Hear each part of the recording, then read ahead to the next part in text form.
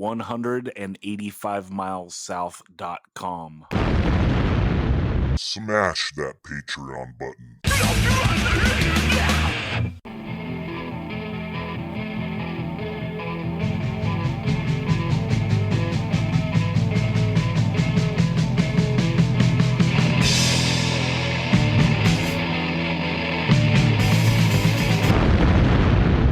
185 Miles South, a hardcore punk rock podcast.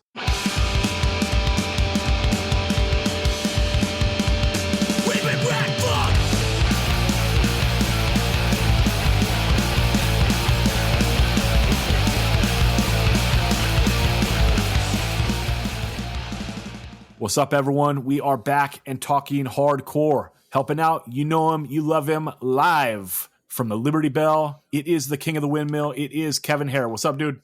What up? What up, what up? Everyone, before we get into it, I have a new band. We are called Subversive Intent.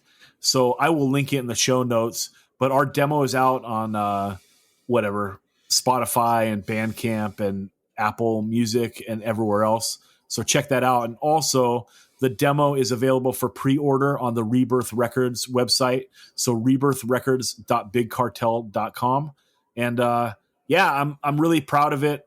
It is, it's kind of nerve-wracking doing a new band anytime.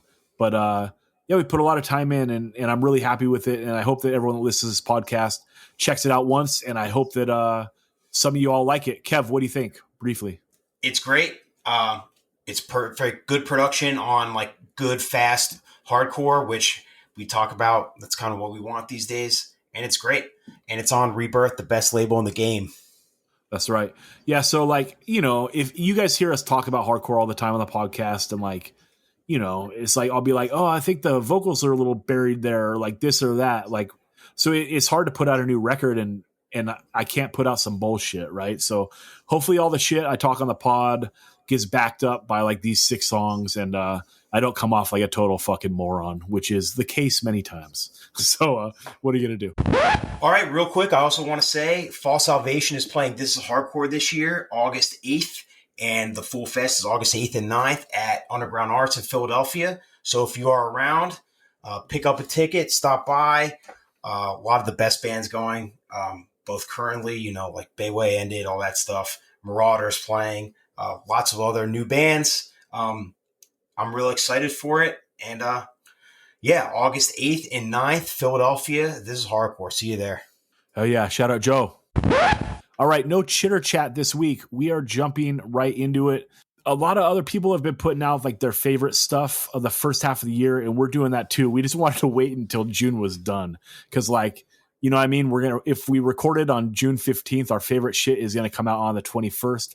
And which kind of like literally happened this year. Dude, seriously. I mean, like that Physique electric chair split, like that came out at the very end and like it wasn't even going to make my list. Like if it didn't come in the mail, because I listened to it once on Bandcamp and I liked it and I ordered it. But then I didn't want to like burn myself out, listen to it digi if I'm going to order it. So I waited and it came a week ago. So I've listened to it enough now to confidently put it on my list, And 2 things on mine came out June 13th, and there's other stuff that came out all through the month. So, June was crazy. Yeah, and I'll tell you what, that LP by the Berserk, I listened to that once on Bandcamp and ordered it, and I liked it a lot, but it still hasn't come in the mail by the time we're recording this. So, I just haven't listened to it enough to know if it will make my list or not. So, that was kind of like an edge record. So, we'll see how it fares for the rest of the year. But, yeah, Kev, kind of overall thoughts. How you feeling about this first half year of hardcore 2025? I think that this year is awesome. I already, if my top 10 that we're going to go through here, if this was my year-end list, I would be happy with that at the year-end. And we're only halfway through. There's stuff that I know is coming out that will make my list at the end of the year.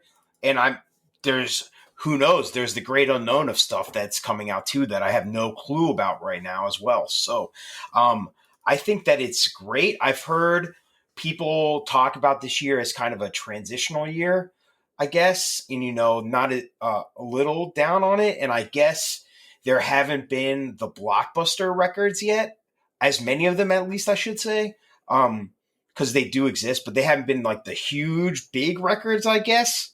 But like, I think that for quality wise and the amount of stuff that's come out that I like legitimately have been listening to over and over, I think that this year has been great, and it's probably the best year of at least the past 2, 3, 4 years. And that's nothing against those other years. I just think that there's just been so much good stuff so far, records that I just keep going back to. Maybe there's, I don't know about like all time type of records.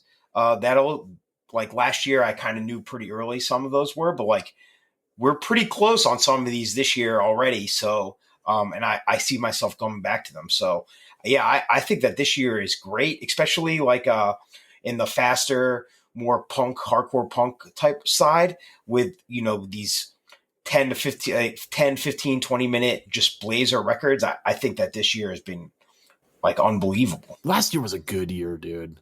But this year, first half of the year, I think is really strong. Like my list was hard to whittle down to 10. In fact, I didn't. I cheated and I got 11.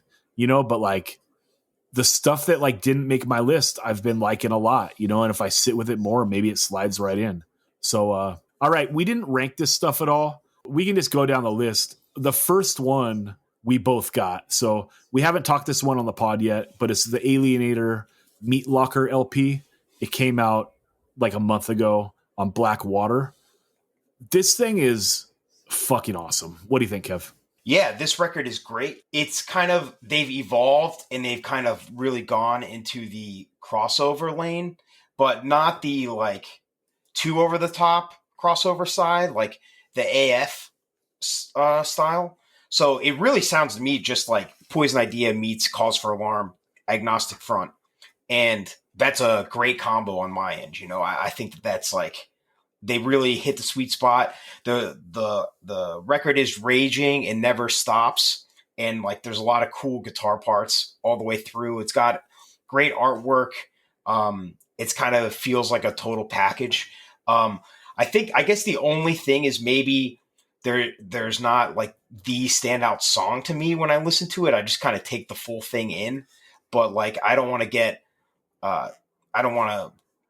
see that as a negative too much because like there's plenty of records that I really like right now that are kind of like that. So, yeah, overall, this was one that had a lot of expectations and I think it really delivered and you kind of see it like, it seems to me this is kind of like I don't want to say it's like a unity record this year because that might be giving it a little too much credit, but I also feel like it's kind of like the knowers know, like everyone is fucking with this record.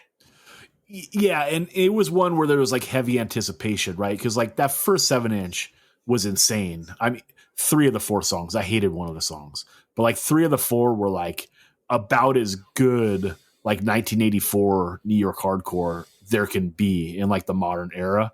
And then when they switched a little bit, they switched it up and like went a little more crossover on the second 7-inch. If I'm being 100% honest, like I was a little disappointed like right when I heard it, and it took some time for me to be like, you're not going to get like that shit from the first 7-inch again. You can't expect that. Like it's so hard to write like perfect hardcore songs like that, So like they went in like kind of a crossover way, which ended up being really sick. And like by the end of the year, I did really love that 7-inch. And now I think that everyone anticipated this LP. There was a fan of either of those records. And like, I don't think there's a way to look at this record without thinking like they just knocked it out of the park. It's kind of like the second 7-inch, but like turned up to 11. They never take their foot off the gas. It's 7 songs in like whatever, 13, 14 minutes.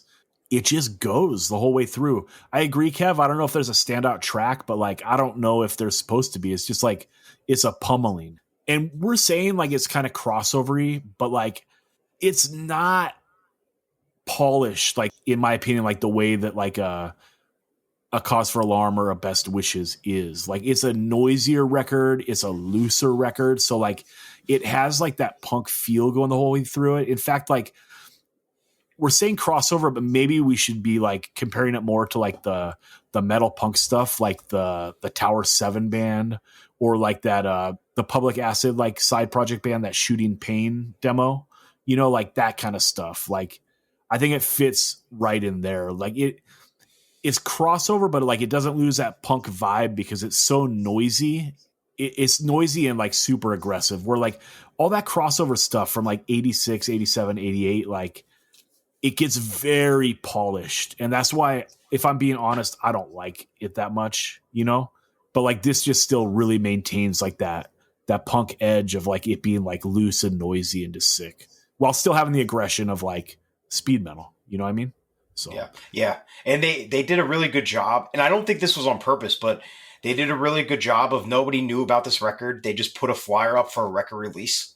Nobody knew anything about it. They put the record out and then they brought it to shows. That's where I got it. And that's where I got one for you that warped in the mail. But they just brought it to shows and then some people heard it and people were waiting and it kind of helped build the anticipation more. And then I think that it delivered for sure. Yeah, I mean, it warped in the mail, but you know what, Kev? Like, I got the homie calling from Standards Records that flattened that shit out for me with some tool in the record store. So shout out Standards Records and Vista. But also, even if my record doesn't be ruined, I ordered another one from Blackwater, and they're selling the LPs for $15. So like, how fucking sick is that? Like with tax and shipping, like whatever, it was like $23 or something, dude.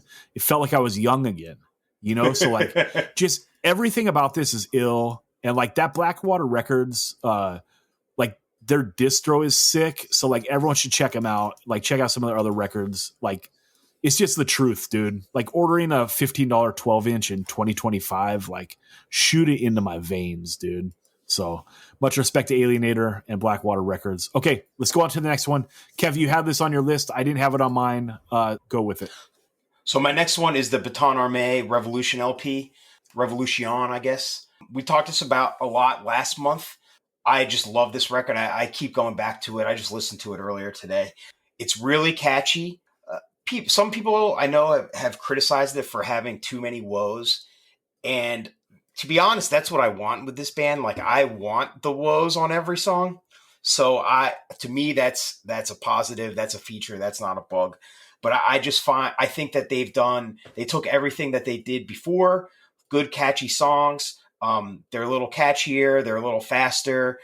Some parts are a little slower, but they didn't fall into the trap that bands do where they try to do like a ballad or a slower song on the LP or anything. Like the songs still keep to their formula in a positive way.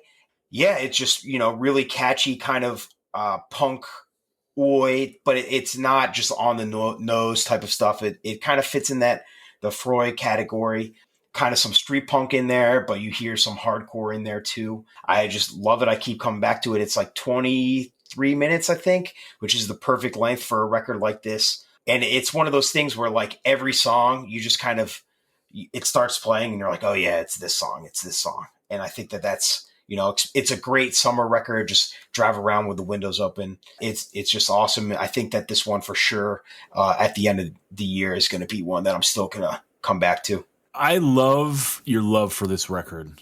Like I'll say that I gave my thoughts last month and like, I wasn't like being critical with the woes. I'm sure you're talking about someone else, but yeah, like, just in general too, I've heard multiple people say that. So it's a personal preference, right? Like it's their thing.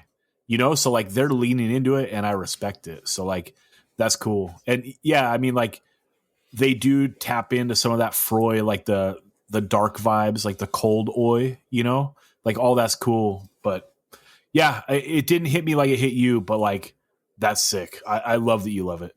Okay. And I will say I am super bummed. I forgot to see him at Punk Rock Bowling because they played like during the day and I was shooting Uzis with my girlfriend. So what are you going to do? Bummer.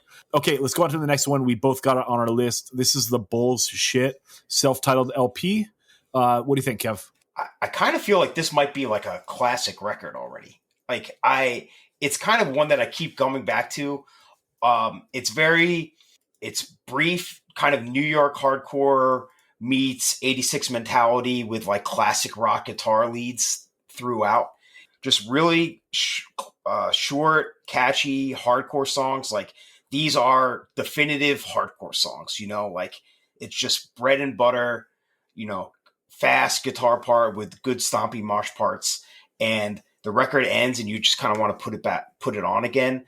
And I just keep coming back to it. And it's kind of like astounding how great it is. It's a record that I was excited about, to the point of like, yeah, here's a record that I know is coming out this year. I'm sure it'll be good and I'll listen to it and like, it'll be cool. The first time I heard it, I was like, oh yeah, this is pretty good. And then once it actually came out and I was able to like listen to it over and over, I was just kind of floored by how great this one is. So I think that it's like, this is one that I think I could see, like, especially as time goes on, like this one just kind of building and building into like a record people kind of cite a bit. It's great. Like, I can't imagine like, still drinking and having this band be from my hometown. That would be like the greatest thing ever, and like this record is so good. It's like, it's finally the time that I could like overlook like the terrible name and art. Cause like those are two things that like, I mean, I can't sugarcoat it, dude. I hate it. I hate this band name. I hate the art. And like, so they're that good. It overpowers it. Think about it, dude. Think about like a classic LP, right? Like Hatebreed, Satisfaction is the Death of Desire. Like what would happen if like that record just had a fucking cartoon dick on the cover and like the whole record was about eating hot dogs? You know what I mean? Like, it's like, okay, well, this record's pretty sick, but like there's a couple elements that are like, I can't get down with, right? Like I want like a classic album cover. I want it to be about like serious, like subject matter. And like, aesthetically, like art matters and like fucking the band name matters. You know what I mean? Like, so it's a bummer like that stuff's there. But I mean, this band is rocks. This LP delivers. Everything they've done has been great. And like, I think that on the time when we talked about this LP, like in more length, we were kind of saying like, is this like the beginning of like an Out Cold type catalog from like a modern band? It might be, because like they have zero misses and they're just playing hardcore punk at like such a very high level, and adding in their own elements, like the little rocker shit, it works, like it's triggering. It makes me want to fucking, slam a beer and fucking chuck a bottle against a wall. But like, it's sick, dude. I mean, they kill it. This is a great record. Deserves to be on top 10. So, yep. Okay, let's go on to the next thing. This is on my list. It did not make your list. That's the Grand Scheme 7-inch. I just think that like people have been talking so much about like demo core being back this year or whatever. And I kind of hate that name. I think it's dismissive, and I think that like the reason why I think it's dismissive is because I think that most people don't like real hardcore, and like, so it's like a little neg, right? This is like a band playing like straight up like 80s hardcore really well. Like in more in like the late 80s lane, like straight ahead ish, I guess. Like it's fast parts. There's like sing-alongs. There's like dance parts, everything. All the songs are super short.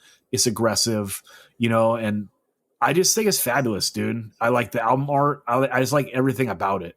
And it's a 7-inch that I've just been coming back to time and time again. It keeps like, it's held up, this and the Identity Shock came out at the same time. And I like them both a lot. The recording on the Identity Shock like leaves something to be desired, and I think that like, so the Grand Scheme kind of like maybe ran away with like that duel. But I like them both. I listen to both those records. Like I probably listen to the Identity Shock once a month still. And this Grand Scheme, I mean, this is on weekly rotation for me, dude. It's in like, like 7-inches are harder to store. So like sometimes you got like a little stack of them by the record player, like that are in heavy rotation. And like, this is one of them, dude. This is in like those 10 7-inches that are in like the front of my little, like to play 7-inch box. And I play it a lot. So, yeah. You want to say anything on this, Kev, before we move on? Yeah, this record is great. It's definitely one of my, top 15, top 20 things of the year so far. It's one that I keep coming back to too. I do really think that the production on it is nice and clear. It doesn't like stand out, but you just listen to it and the production works in a way where you can just kind of like appreciate the songs and not think about the production, which I think is especially like in like with a lot of modern production. I think it's really easy for production to stand out in all ways, right? And I think Yep. that this kind of hits right in the pocket of it. Just kind of sounds exactly what hardcore should sound like, and it's good. I do really see the straight ahead comparison, and it just kind of like good catchy songs in that lane that are pretty memorable for that style, and where sometimes it's hard to make them memorable. And I think it's a great record, and I think that it's absolutely in the short list for best 7 inches of the year. Yeah, I think that's a good point on the recording. Like, it's just the recording's not a distraction. It's like it's cool. It lets the songs shine. Okay, let's go on. You put this next one on your list, the Gun record. What do you think? First of all, Zach, I read an interview with them recently, and they said that they wanted this record to sound like Sublime meets the FUs. So now I got to feel guilty not having it on my list, right? Well, which FU's record? That's the question, right? I'd have to look it up, but yes, I guess that would count, or that would play into it. But yeah, I really like this record. I'm surprised at how much I like this record. It sounds very California with a lot of sound clips and even just the style of it. It sounds like a record from California. It's kind of snotty and aggressive. It's kind of like keg party type of like skateboard California, early 80s harkens back to stuff, but also meets like No Way Records, early 2000s Direct Control, Government Warning, all of that stuff. The songs are really catchy. The record starts a little slow for me, but then once it gets going, I think that it rages all the way through. And I think that there's really something to when you can listen to a record and it really feels like a full defined, like finalized work, like not just a collection of songs, like a real effort put into sequencing the record and adding stuff and thinking about how it's going to be presented. And I think that you can really tell on the Gun record that like a lot of effort went into this. So I like I said, I keep coming back to this one. The first time I heard it, I wasn't that into it. I was like, yeah, this is fine. And now I've listened to it a ton. It is so well put together, right? All the way to like the artwork, the vibe of it, and then like the sequencing is insane. Whether you like that Zulu record from a couple years ago or not, like that's a record that was like very well put together. Like you can tell they put a lot of time into it, like figuring out here's the order of the songs, here's what we want in between the songs or whatever. In fact, like that record, it got to be kind of an exhausting listen because of so much was put into that element of it. So I don't know what I'm getting at. I guess if you're bummed that Zulu broke up, at least you got this Gun record, right? Whatever the fuck. But this thing's cool as hell. Like, yeah, Kev explained it perfectly. And like, it is like early 80s SoCal, but also there's some like early 80s New Jersey in here too, right? Like it's as much like it's as much Angry Samoans as it is like Adrenaline OD, mixed with like, yeah, that No Way, Grave Mistake, Sorry State stuff from like the mid to late aughts or whatever. So yeah, killer choice. Glad it's on here. Okay, let's go on to your next one. The Inmates' Role of God. What do you think? So this is another one we talked about last month. I had a lot of expectation for this because Inmates are a legendary band that have existed in some form for like 30 years. There's not that many records, which means that they've been able to consistently put out good ones. Like every Inmates record is great. So of course, when a band has been existed for that long, you worry that they're going to, maybe either fall into just kind of a repeating themselves over and over, or like maybe the quality isn't as good. They're trying to capture something that's not there anymore. Inmates, they actually kind of evolve a bit on this record. It's a little bit more mid-tempo. They really go hard on the Japanese influences. The production is not as grimy as some of their other records, but like this all really works for me. It's really catchy, but in a completely like inaccessible, weird sounding way. Like these are not catchy songs as far as song structure and tempos and all of that stuff, but just the way the lyrics are delivered and Paul's voice is just so distinct and unique. And his delivery is very unique. It's very, it's very caveman delivery, but not in like the metal way, in just the very like kind of reductive, very basic type of way. And I think that there's a lot of repetition, and I think that it really works to make a really memorable record. And like pretty much every song here is like stands out and is catchy and has its own like kind of charm to it. And there's funny parts. I mean, I Need a Handler is unbelievable, and Fuck Your Fucking Skull. I think that'll be on our Song of the Year list at the end of the year. And then, sure, a bunch of other stuff. You still get some Melnick guitar solos and like drawn out intros and all that stuff. It's just kind of like a total package. It's kind of like I don't want to say a love letter to that Clevo scene because it's in there, but it's kind of a way to like, because they are that scene, like they did a lot in creating it, but also it's kind of like a nice, like, wrap up of everything, and just kind of like, hey, this is the scene. This is the stuff we like. We will always unabashedly be us. We're never going to try to be something else. Like, we know that we're kind of like off the beaten path, and instead of trying to change that, they just embrace it. And I think that that's like, in a weird way, it's very charming. And I think that this record it delivered in a way that I wasn't even sure it could. Yeah, I've sat with it now for, a month. We talked it last month, I think. And like, I'm pretty confident in saying like, it's my favorite Ian Mace record. Like, it's just, I like the production. I think it being a little cleaner actually really works for the band because there's enough YOLO like in the songs. They don't need to like muddy up their band with like they don't need the recording to be crazier because the band is already crazy. So you just need the recording to capture the band how they are. You know what I mean? And yeah, they do a great job of like every song has some sort of hook in it, whether it's the guitar, whether it's the vocals, something. There's something that makes every song stand out from like the last one. And yeah, fabulous LP. Nothing else to say about it. Okay. We both have this on our list. That is the Nisimono self-titled LP. We talked it in length on the March episode. So you guys can all check that out. But like, just in a brief like summary, like it's just aggressive. It bangs all the way through. It's like a pretty short listen. I don't know. It's like 9 songs. It's probably a 15-minute record. The album art is fabulous. Like it's definitely in the contention for album art of the year. And just the left hand riffing on this thing is like out of this world. So yeah, I love it. What do you think, Kev? Yeah, same. This is another one that I do keep coming back to. It's very fat. Like it kind of fits in the same lane as like Rackage and that type of like modern, like kind of D-beat-ish type of stuff, but really fast and driving with cool, like a lot of solos. You can hear a lot of like the Swedish influence in it. You can hear stuff like Frompted and stuff in it too.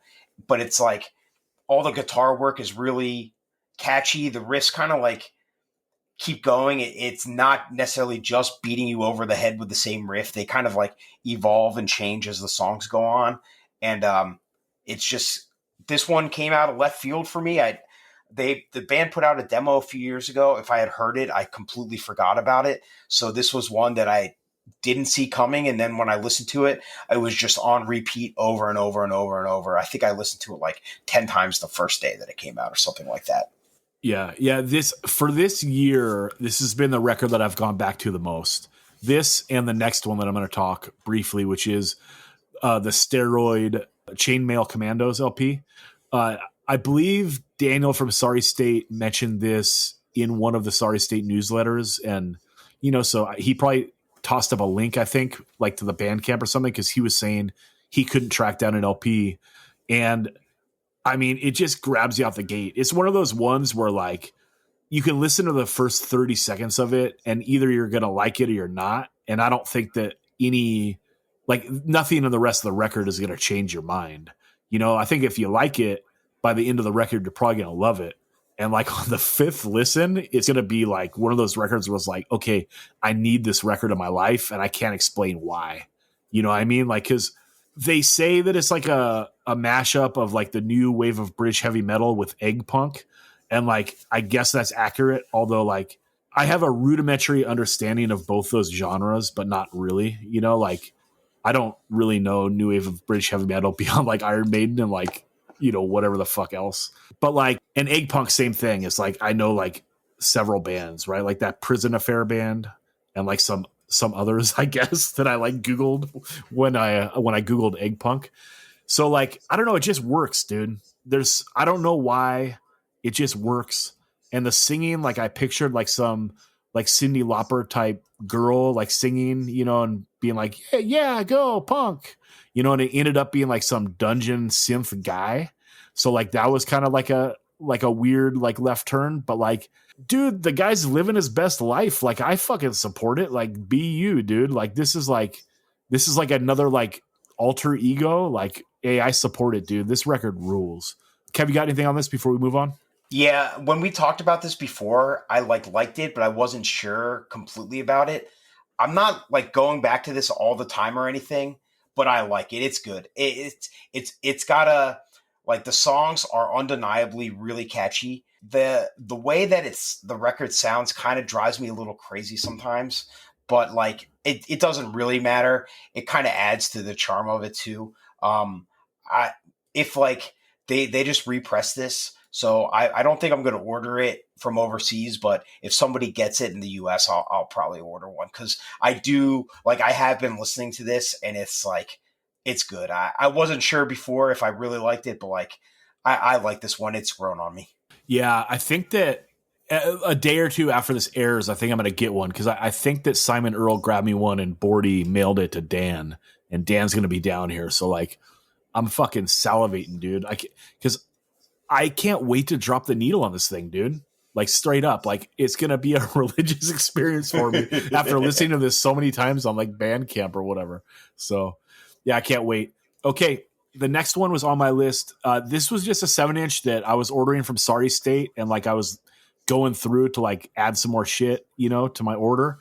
And, yeah, I bought the 7-inch because I like the band name and I like the album art. The band is called Cheap Heat. The album is called Blank Void.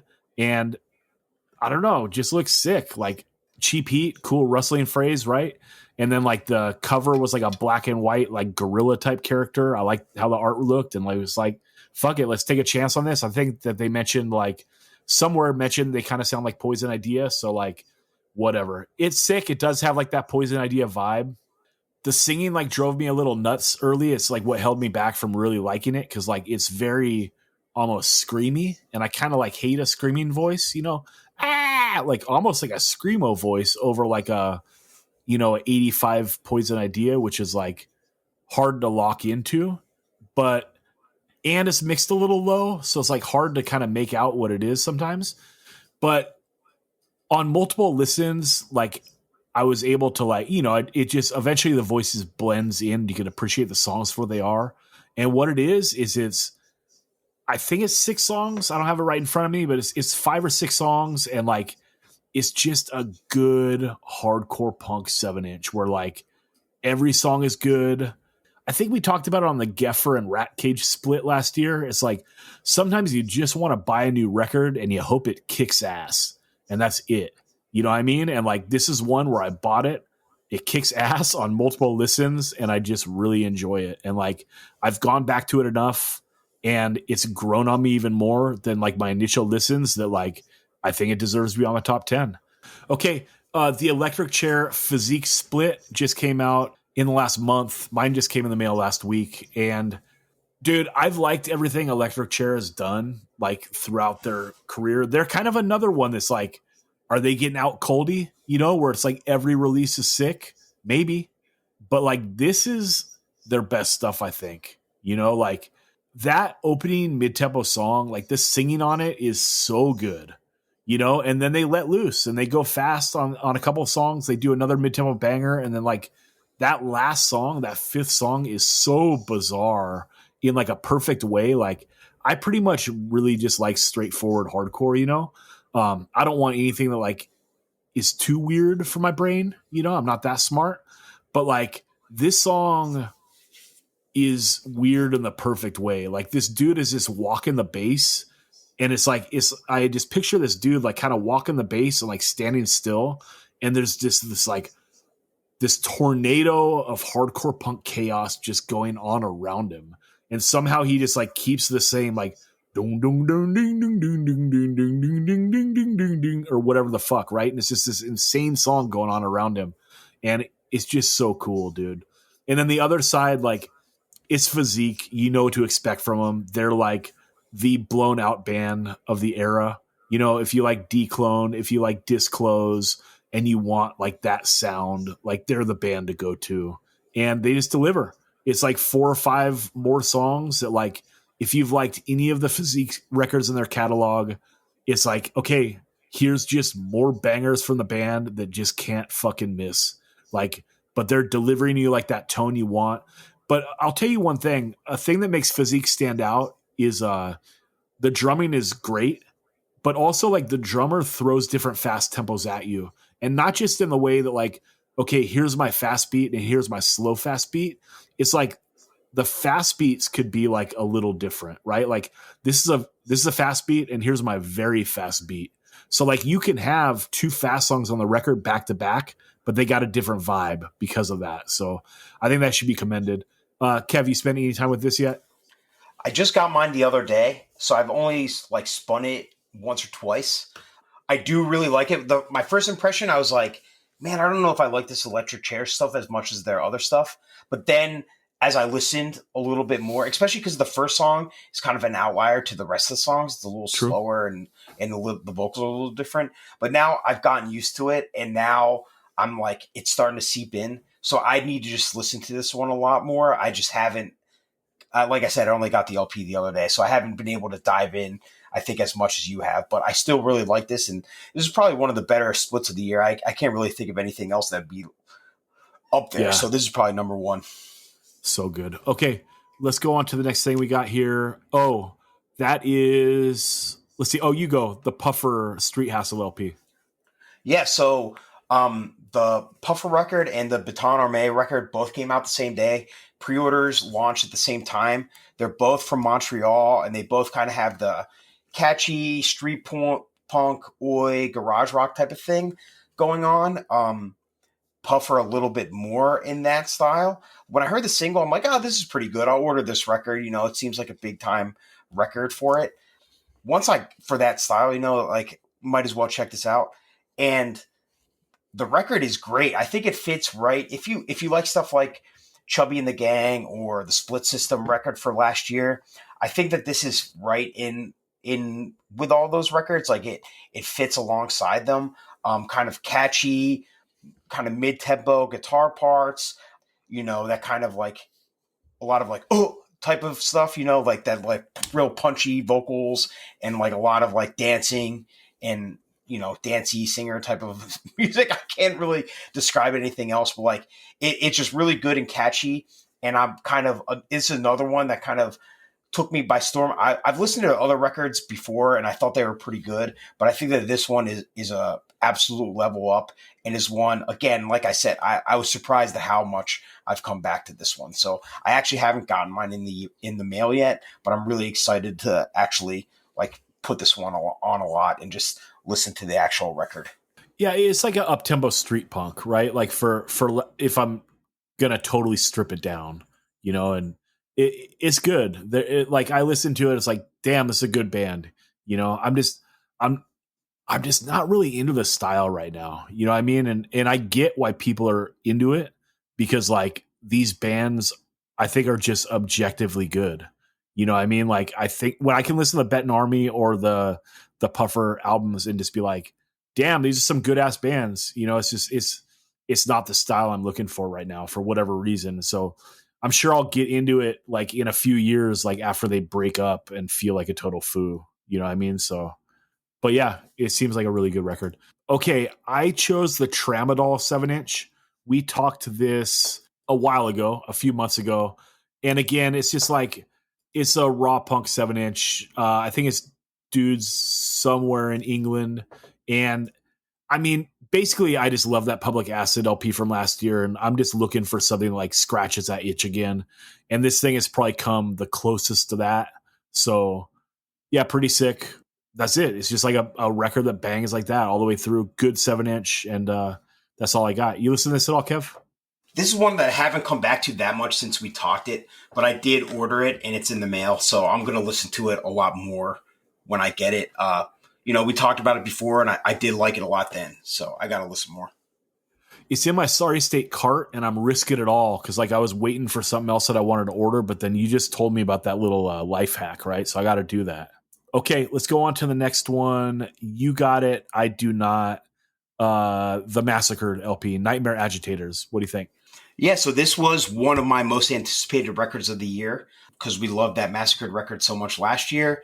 And this really delivers. There's a lot more mid-tempo songs on this record than the last year, but than the 7-inch. But I think it kind of all works together. Some of the songs are really catchy, as far as UK 82 type of hardcore punk stuff goes, and I do really think that this is a good record.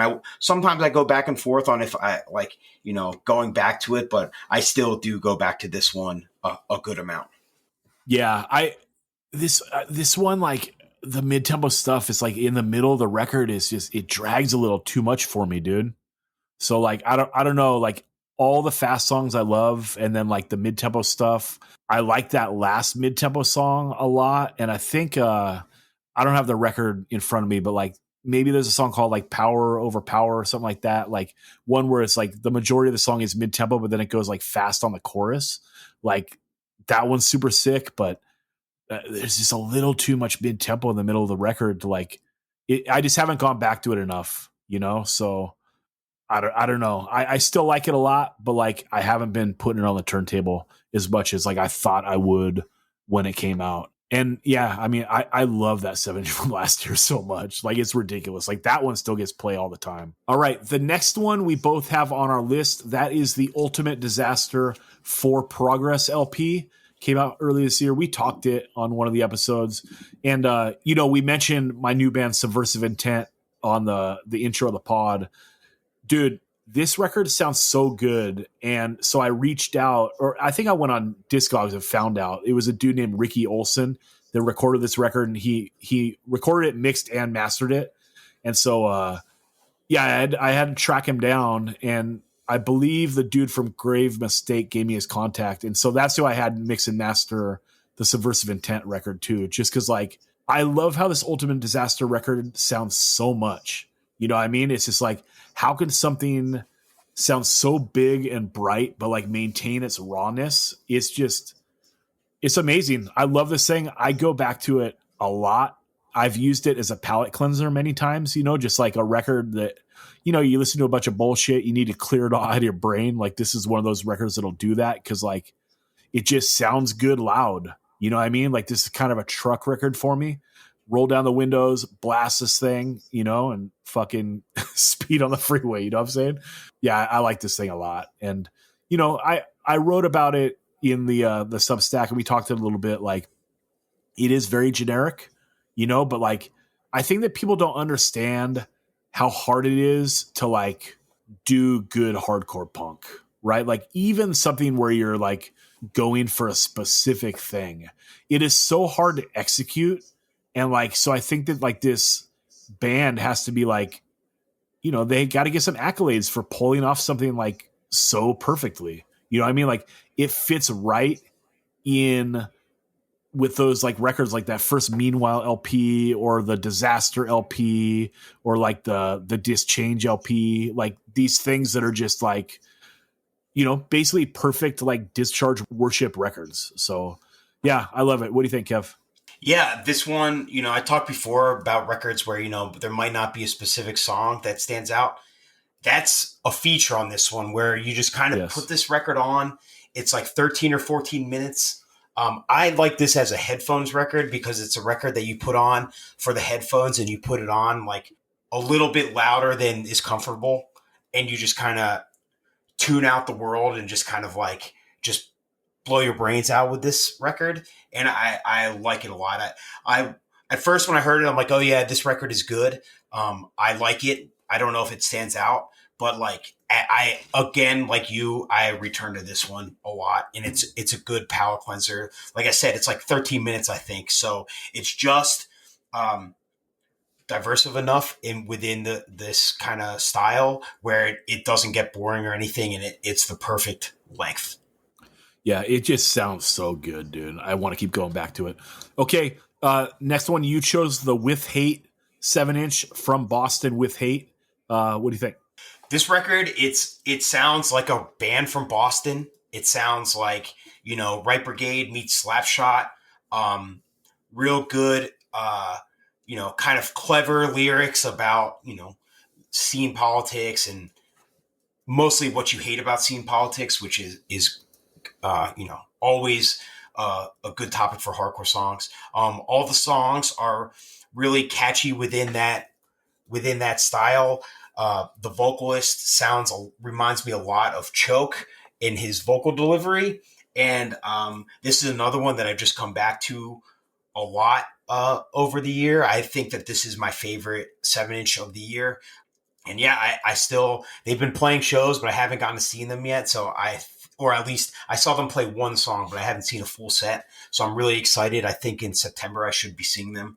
So I'm really excited for that. But this is one that I knew about for a while, so I was excited for it. And then when it actually delivered, I think it was way better than even I was expecting. Yeah, we talked this on whatever episode, and I enjoyed it a lot, but I ordered the record, and like, I kind of haven't gone back to it since, because like, I want to play the record, and not be fully familiar with it before that happens. And same with that band All For All that just put out that 7-inch recently. Like, I listened to it once, I was like, okay, this is sick. I ordered the record and I haven't gone back to it. But like, yeah, I mean, I can't wait until I have, Identity Shock, Grand Scheme, With Hate, All For All, like in a little stack, and I just roll through them, you know what I mean? While I'm playing like Wii Tennis or some shit. So, okay, my last one. This is me line stepping, dude, because I've been hanging out with Dan Sant too much. I'm taking the Wits In demo and also the Dead on Your Feet demo. These are the two demos from this year that I keep going back to. The Wits In demo, they're like right there with Echo Chamber as like the band doing like, I guess we're going back as far as the Breakdown demo and stretching out as far as maybe the second Madball LP, just like that bouncy New York hardcore. So like 87 and 96, maybe. They just do it so well. And like the recording is very reverby. I could dial that down a bit, but like they're doing it intentionally, because like it's kind of a mashup of like, they're going for somewhere between like the Loft and like Normandy sound, right? Like, so it's just a very intentional demo of like New York hardcore love, but like they do tuck in some YOLO here. Like they throw in the scissor beat a bit. I think the singing is like very guttural and nice. And like, it's just a sick ass demo. It's what I want from a demo, where it's like, I listen to the demo and I'm like, I can't wait for the 7-inch, dude. So that's that. The Dead on Your Feet is like a spectacular demo where like, it's one where in the last couple of years we've been talking like demos just too good now, and like, I mean, not all demos obviously, but like there are demos like this that come out where it's like, okay, you have a band that's like getting LP level production and writing LP level songs on a demo tape, and it just makes everyone have to like step their game up. Or it's just like, much love to Carlos for like keeping that no echo like playlist that has like everything on it. But like, you don't want to end up just being one of those bands on the no echo playlist that like people listen to 5 seconds of your song and just say, fuck that, on to the next, you know what I mean? So like, you got to come with it with your demo. And like, this is a band where it's just like, you listen to it, it's like, God damn, they sound good.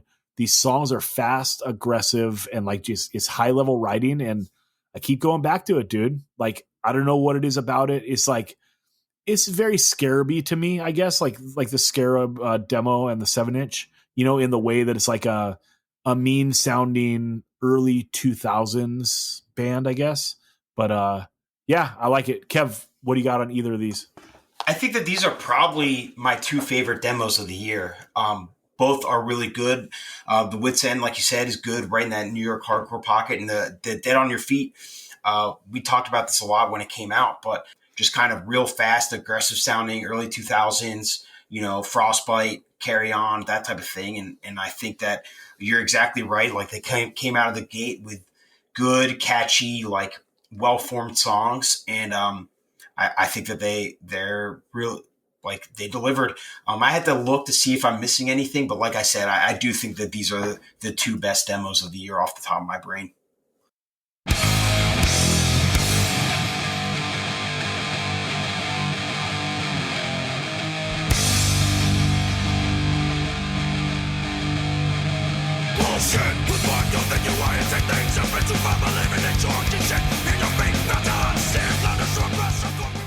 All right, we are to the Sweet 16 of the hardest 90s demo. So, dude, we can get into it. Check out like the archives because like we did 2 full episodes where we really broke this stuff down in the opening rounds.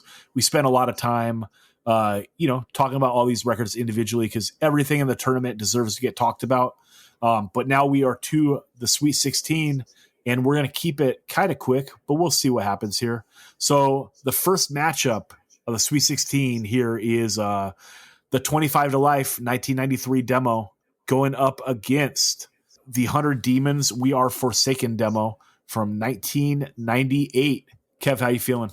For me, this one is pretty easy. I do like 25 to Life, but I never got as into them as other people did. In last episode, I didn't even take them. So, but 100 Demons, this demo is an all-timer. The songs are like some of the real classic 100 Demon songs that they had immediately. So for me, it's just, this one is easy, 100 Demons. Yeah, these 100 Demon songs are so good. These are some of the best songs like that they got. But the thing is, like, this shit is so hard, right? Because it's too hard for me to detach like some of the LPs that like these songs get re-recorded on that like are some of my favorite records ever. You know what I mean? Like I can't think about these songs like alone without knowing how they sound on Eyes of the Lord. You know what I mean? Like, and I don't know. The 25 to Life demo is just so classic to me. I've had that 7-inch forever. All the songs are good. And it's just like, it's just one of those weirdo records where like, it's a time and a place and you could like never make it again. Where like, I think that people are influenced by like pieces of 25 to Life, but like no one ever made songs like that again. Where 100 Demons, I feel like is very influential and you hear it like in basically all heavy hardcore. You know what I mean? Like from both those LPs, like people are pulling from those all the time where like this early 25 to Life shit is like, it's fucking weirdo music, dude. Kind of in a way, like just nothing else sounds like it, like smacking you up. Good God, dude. And then like on like kind of a lo-fi recording, like you couldn't make this again if you tried.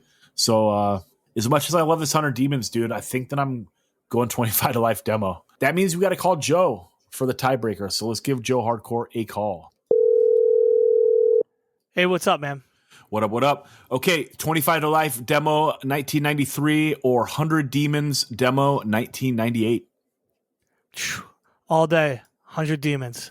All right, Joe's with you, Kev. So 100 Demons moves on. Let's go on to the next matchup. The All Out War 1992 demo going up against the Death Threat Last Days demo 1998. What do you think? So this one is a little unfair to All Out War because these are canonized Death Threat songs. In this, like, the demo version is what's on Last Days. So, like, these exact versions are canonized.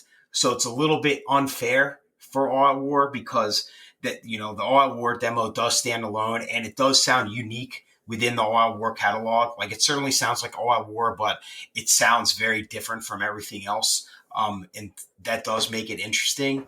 But at the end of the day, we're going what the best is here. And like Brotherhood is an all-time hardcore song. And the other songs on this are also like, you know, great Death Threat songs. They came out the gate. They sound like Death Threat. Aaron's vocals are very unique right away. And they have the Death Threat charm of like, you can understand everything that he's saying, but they still sound very hard. And, you know, they don't like, you know, sometimes that's a thing that can happen is that, you know, the more clear something sounds, kind of some of the impact is a little lost. And with Death Threat, it's kind of the opposite where like the impact is that you can understand everything and it still does sound really like great and hard. So it's the All Out War is good, but Death Threat 100%.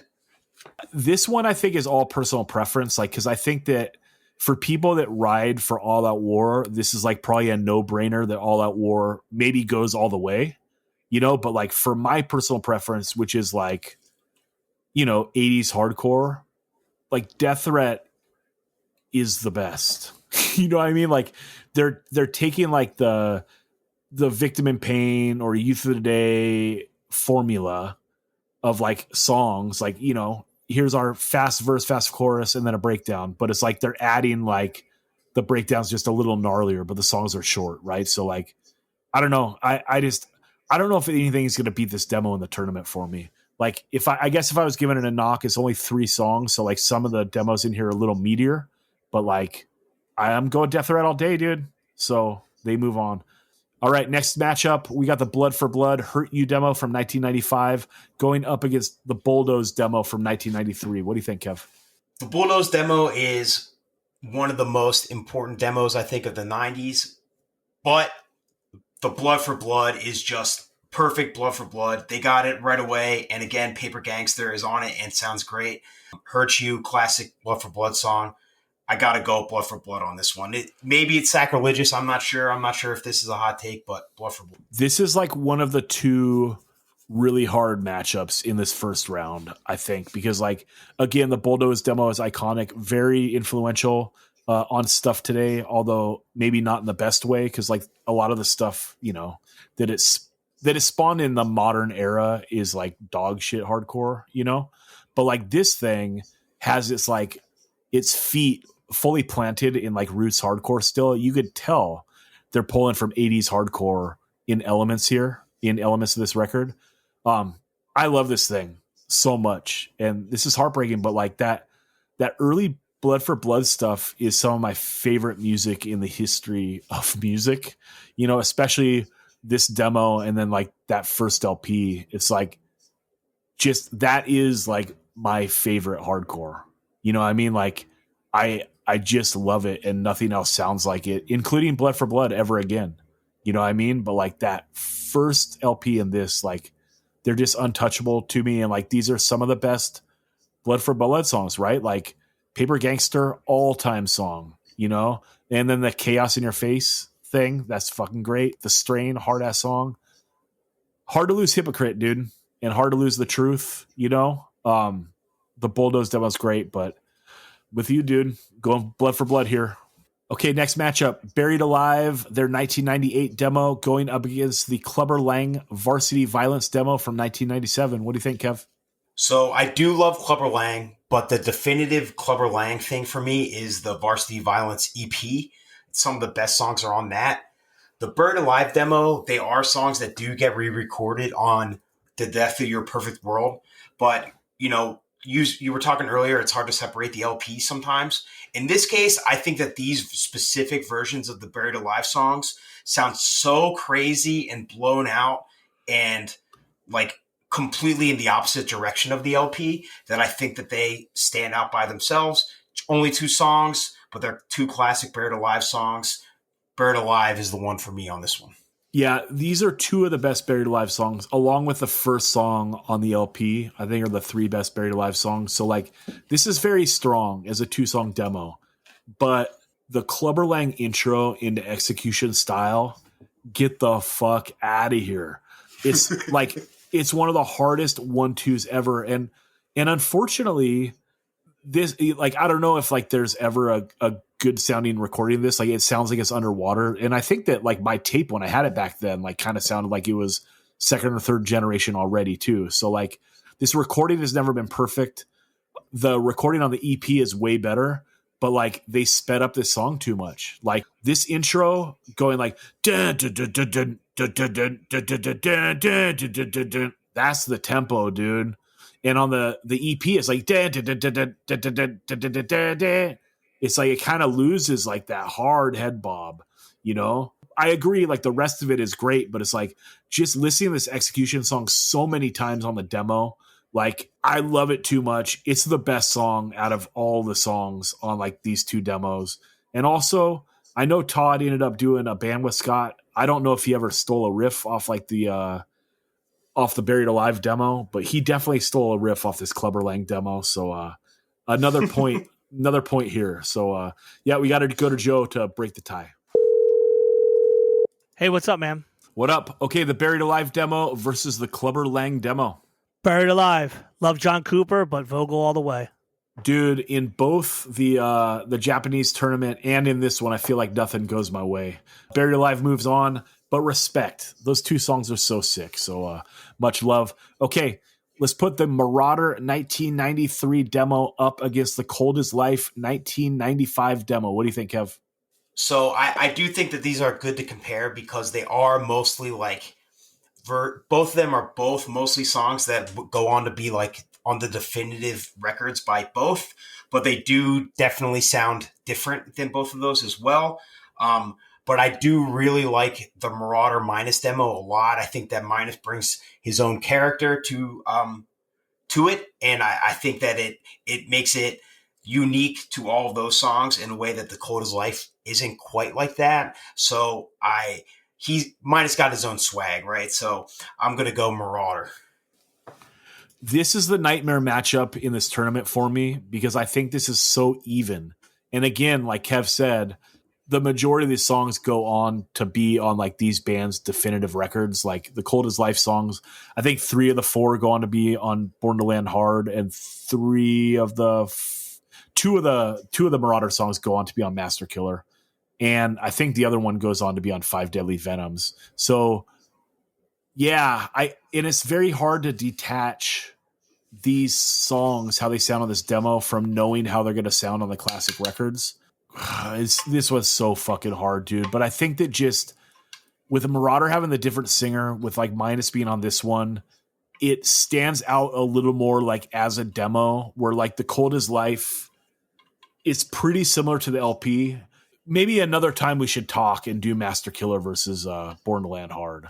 Because I might go Born to Land Hard on that one, but I think tonight I'm going the Marauder demo over the Cold as Life demo. So yeah, that moves on. Okay, next up we have the Crutch Where You At demo from 1995 going up against the Demise 1992 demo. What do you think, Kev? The Demise record, like I said, that on the last episode we did with this was a blind spot for me that I just never checked out. So I'm glad that I did finally listen to this because I do think it's really awesome and a bit unique, and it just sounds really cool. But I got to be true to the PAHC in me, and I got to go with Crutch. I mean, Fist Thrown Up is a classic PA hardcore song, and Crutch is a classic PA hardcore band. So got to go Crutch. Yeah, I think that Demise, like worldwide or like, full US might be a little more known because of like, Hoya going on to be in Madball and Beto going on to do 25 to Life. But the Crutch demo, this one is so good, dude. And the recording's great. And those gang vocals sound as good as any gang vocals ever sounded, and both Nature and Fist Thrown Up, those might be my 2 favorite Crutch songs, dude. And I don't know, this demo's it's just really, really good. I think I'm going Crutch too. All right, let's move on to Dying Breed, their 1995 demo up against the E-Town Concrete Prepare for Combat demo, a.k.a. the Green demo. What do you think, Kev? So I like the Dying Breed because it kind of sounds a little scary and unnerving. I kind of picked that up more this time listening to it. Last time I said I didn't really like the E-Town that much, and it's still not my favorite, but in listening to it again, I'm not saying I'm a convert. That is not true. But I appreciated it a bit more this time, and some of the stuff that I picked up on not liking before, I'm a bit more accepting of now. So I'm going to go with the E-Town demo. But it was not peer pressure or anything. This time I just felt like I liked it a little bit more. Are you wearing your hat a little more sideways these days? I think so, naturally, possibly.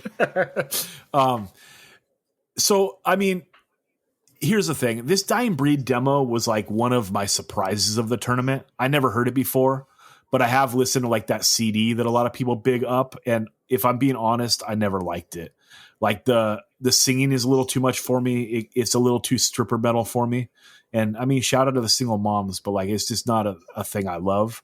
But this thing is hard, dude. And like, Face Down, Rise, and Lockdown on this demo are so good, dude. And if you look at a song like Nothing to Prove on this demo, this version is so far superior to like the full length version.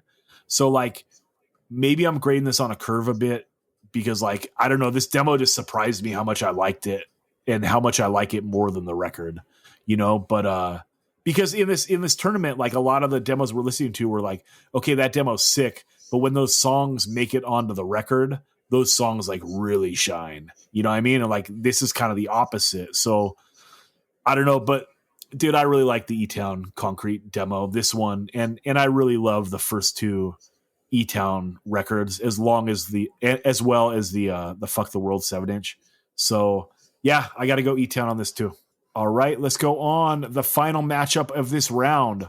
The Furia 5 Reflections of Reality demo from 1995 going up against the Hatebreed 1995 demo. What do you got, Kev? All there really is to say on this one is Not One Truth, Severed, Puritan. That's it. That's all I got to say. Yeah, I mean, this Hatebreed demo is going to be hard to beat, right? It's like, it's the Hatebreed demo, dude. It's so good. It sounds better than Under the Knife, but two songs on this is hard, dude. The Furia 5 demo is really good, and it's got Deadhead, Want It All, and Taste the Steel. These are like three of my favorite Furia 5 songs. I would just say that maybe Furia 5, like their level of playing in this era is so high. Like they're playing undeniable like 90s hardcore, but they are playing music like as precise heavy metal musicians, just choosing to play hardcore. And I think that they need like that giant recording to back up the songs. So like 3 of these songs get re-recorded for their first LP.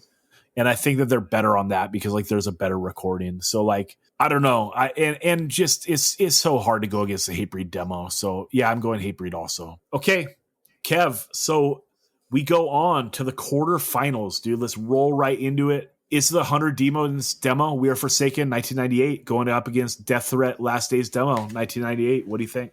Same year, same state, dude. It's perfect that these are going up against each other, even though it does, we're at the point where nothing is too early, right? So even if 2 records like this go against each other, it's not really too early, but it does hurt a little bit. Both are stone cold classics, but I gotta go Death Threat. I mean, especially because the 100 Demon songs appear later on. That's kind of what we think of them, even though these are classic. Brotherhood is a classic Death Threat song. It's one of the best, and it's only on this demo. So I got to go Death Threat. Dude, if someone put a gun to my head and was like, write down your 10 favorite hardcore songs of all time, like Brotherhood is making it on the list.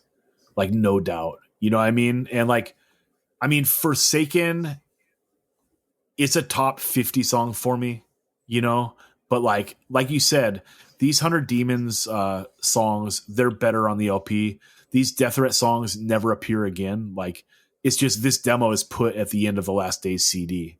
Like they didn't re-record them or nothing. They didn't need to. They're perfect. Like this is a perfect demo. 3 songs, 5 minutes. It's like fast and aggressive if you're like a fan of roots hardcore. It's gnarly if you want mosh core, and it's just fucking perfect, dude. It might go all the way for me, like when I'm making my own individual bracket, like it might win the whole thing. So, yep, going Death Threat. Okay, next matchup, Blood for Blood, their Hurt You demo from 1995 going up against the Buried Alive demo from 1998. What do you think, Kev? This is they're all tough, so I don't even want to say that, but like this one is hard because the Blood for Blood is longer, and so it's a little bit more fleshed out. But I gotta say, in my life, I have listened specifically to the Buried Alive demo way more than I have the Blood for Blood demo. It's not like I'm grabbing the Blood for Blood demo when I listen to these songs. Usually I listen to the LPs. Obviously, we said the Buried Alive songs do end up on the LP, but I do sometimes I just want to listen to these versions, especially if I just want like a quick hit of Buried Alive stuff. I'll put this on. I love how it sounds all blown out and crazy and different than the LP. I got to stay true to myself on this one. It's hard. Byrd alive. I think Paper Gangster is like a top 5 song in this entire tournament. And like this Blood for Blood demo, like, is in my semifinals for sure. Like, I like the Buried Alive demo, but 2 songs going up against a 5-song Blood for Blood demo from this era, like, I'm going Blood for Blood all day. So we got to go to Joe.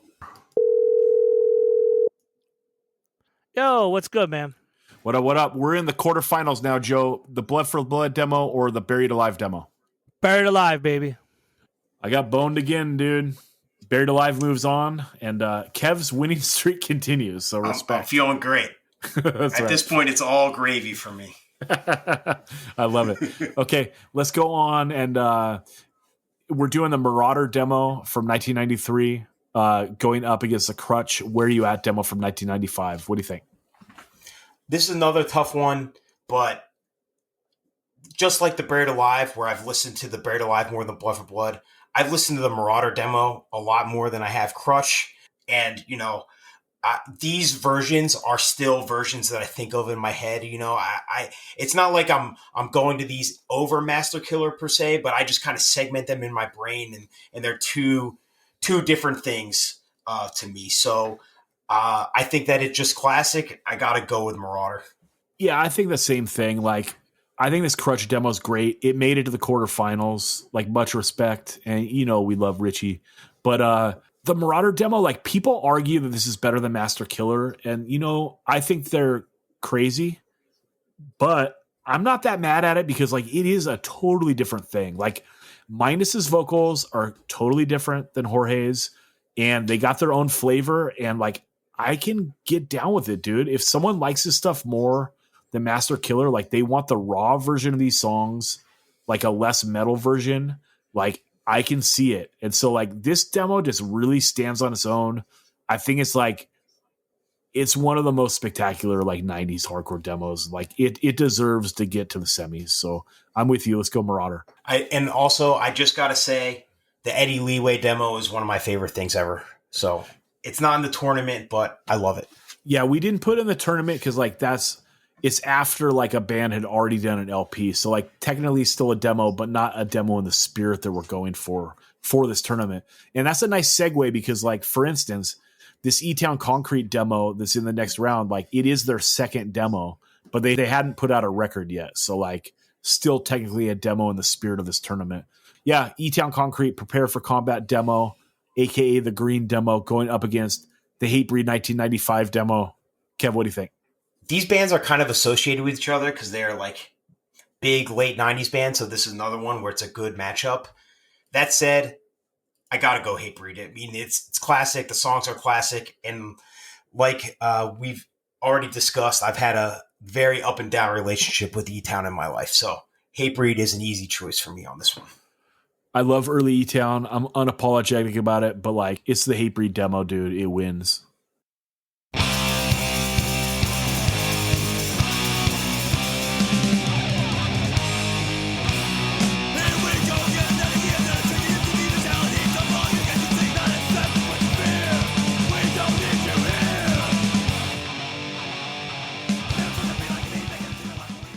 All right, joining me from striking distance, it is Dave Byrd. What's up, Dave?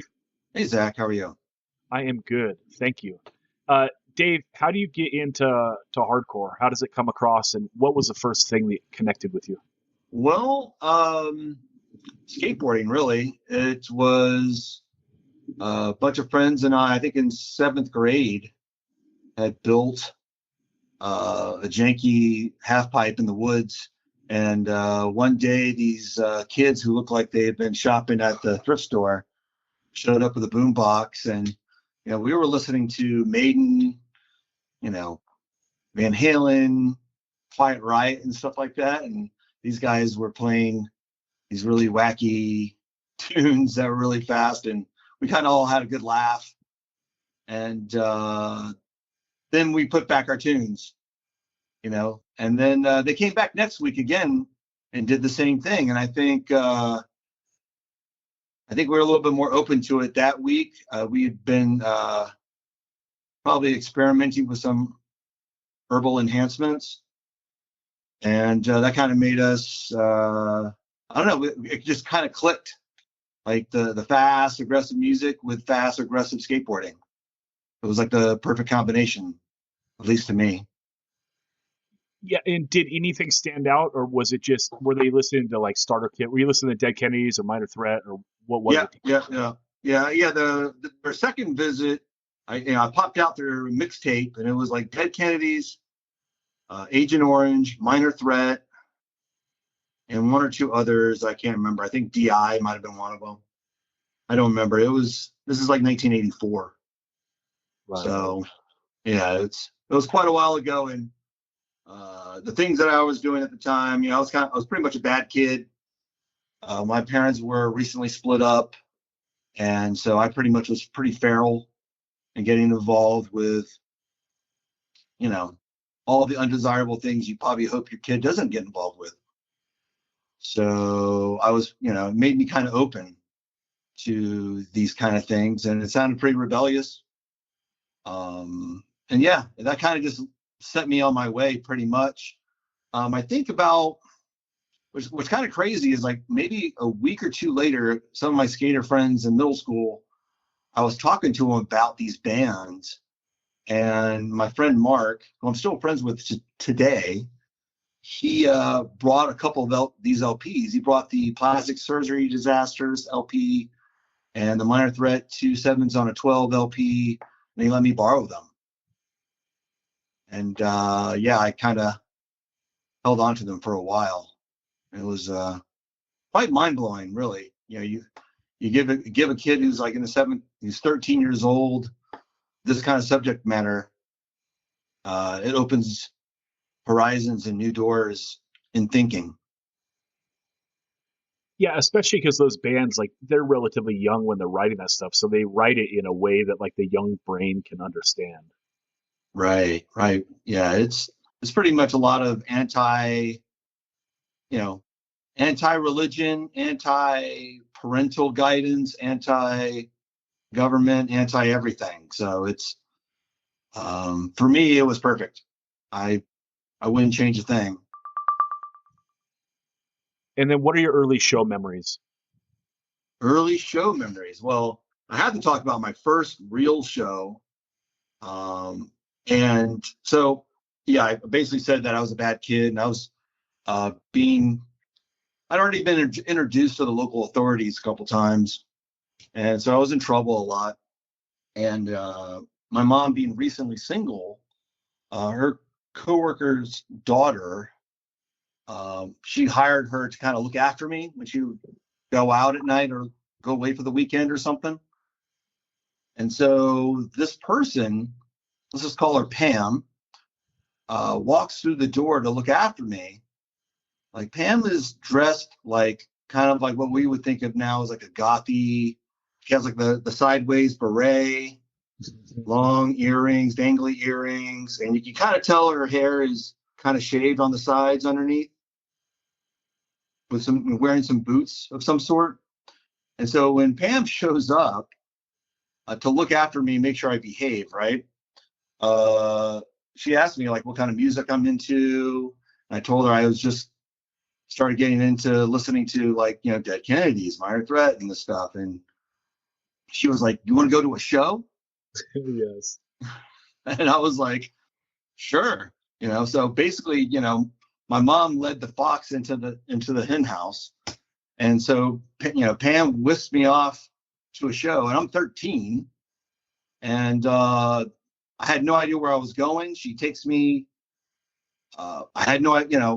We stop off at various sketchy houses along the way to procure certain illegal substances that were quite worse than marijuana. Let's just say crack was a big thing back then. Yeah. And so, along the way, we picked up some things, and that was my first exposure to a show. She took me down to Miami. I was an hour away from Miami. So she basically drove me, a 13-year-old, with some crack cocaine in the car, to go see DOA in Miami Beach. So that was my first real show, and I quickly learned that slam dancing was quite fun. Wasn't quite like the Quincy episode as I thought it would be, and I also quickly learned that Pam was to be feared in the pit. She was probably the most brutal of all of the people there, and she loved kicking people in the nuts. And that was my first show. But other memorable shows, we got all the big shows. We got I think my first 5 shows was like DOA, Dead Kennedys, Black Flag, AF, GBH, Punks and Skins tour, Bad Brains. Like that was like in '86. Yeah. When they first got back together, I believe. Hey, Dave, did you smoke crack before the DOA show? No, I didn't. So I should include that. No, it's God, okay. my mom will probably hear this and freak out. Well, no, but no, we should include it because you didn't smoke the crack. I did not smoke the crack. I was just the holder of the crack rocks. Yeah, you didn't smoke it until You didn't smoke it until '86 when the Bad Brains rolled through. No, I never indulged. But yes, I knew that they were very important little pieces of illegal substances because I had to hold on to them and make sure I didn't lose any along the way. So sorry, I'm kind of snitching on you right now, Pam, but it is what it is. Hey, the statute of limitations is long gone. Probably. Oh, check this out. So fast forward 20 years later, maybe 15 years later, we're playing with No Justice in Virginia Beach at a skate park. And there's another band from VB called Nothing Personal. And they had hired this basically looked like a female stripper person to kind of spray and towel the guys off between songs, kind of like as a jokey kind of thing to do. Yeah. And that person turned out to be Pam. Oh, so sick. And so, yes, I definitely, when we played later, I definitely gave her a big shout out because without Pam, I don't think all this happens. Because I thought, I didn't know there were shows of this crazy music. I just thought it was just some kind of weird little secret handshake that people had. Yeah. Do you remember? I was living in PB. This was almost 20 years ago now. And the bartender from the PB pub knew you from back in the day. Do you remember us talking about that? Where was this at? Yeah, she lived in PB. Don't worry about it. I'll PB or VB? V is no, in Pacific Beach in San Diego. It was old Virginia high school Beach. friends. No, I follow. Oh. Okay. Yeah. Yeah, Listen, this is Virginia Beach. for sure. Dave, in the 80s, Florida kind of had a rep. If you read some the AF interviews talking about going to Florida in the South, of there being a lot of boneheads at shows. Was that a thing? What do you remember about that scenario? Well, it was huge I think it was more prominent in the late 80s. I think when I first started going to shows, mid 80s, everyone was weird. That was my perception. Everyone was just weird and different. There was no, and of course, most of my shows were early on were going to Miami. And so that was not tolerated at all. If you showed up in Miami, say fast forward a year or two, with any kind of sketchy tattoos or T-shirts, you were handled quite quickly. I mean, you were sent to the ER for sure, or worse. And I definitely saw quite a bit of that going on at a few shows where people would show up and not know that they were not welcome and they were sent away. And who were the enforcers at that time? I don't know them by names. Well, no, I'm not asking for a name. Just generally. Generally speaking, it was the Skins. Yeah. And a lot of sharp skins down in the Miami area, like Cuban, Puerto Rican, very, very diverse crowd. So none of that stuff was tolerated. We also had like a lot of New York people who also kind of hung out down in Miami, visiting probably their relatives and stuff. I think even Roger had family. Roger AF had family down there, so he was down there every once in a while. But I would say later in the 80s, it became more of an issue. Like if you went north of West Palm Beach to, say, Orlando, Melbourne, of course, Jacksonville was terrible. Tampa had God, I forget the name of them. There was like a whole crew. Boondock Skins, I think they called themselves. But there was, once you got up, basically like the area where I was, like I lived in a small beach town that was like an hour north of Miami. It was bad. I mean, you go to a show and there would be, like, you go to an AF show, like in Orlando, I can vividly remember at least minimum 50 people Highland. Jesus. And, we would go there with like a crew of 5 or 6. What are you going to do? It was wild. I mean, and I should also say, I should back up a little bit and say that like in the mid 80s, I mean, I didn't really know about that scene at all. It was kind of a new thing to get exposure to. And there was I think there was a point where it made me very aware of it. I think it was 88 or 89 was the Cro-Mags Best Wishes tour.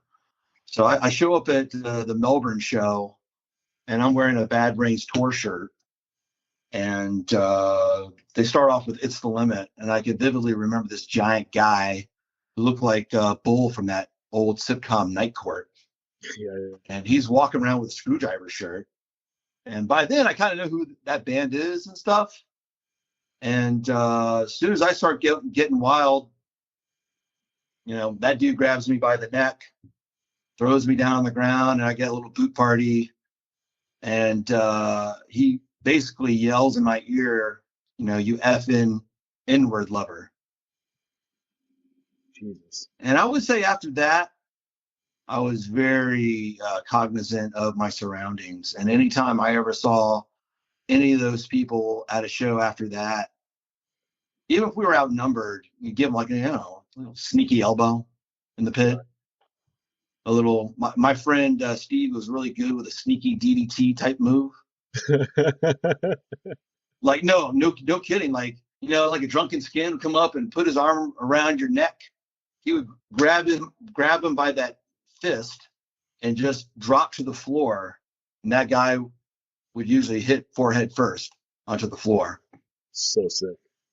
And that would pretty much, you wouldn't see that person at shows after that sometimes, or usually. But yeah, I mean, but what was weird back then, and I sound like that old guy, but what was weird back then was you would see some of these people at the Bad Brain shows.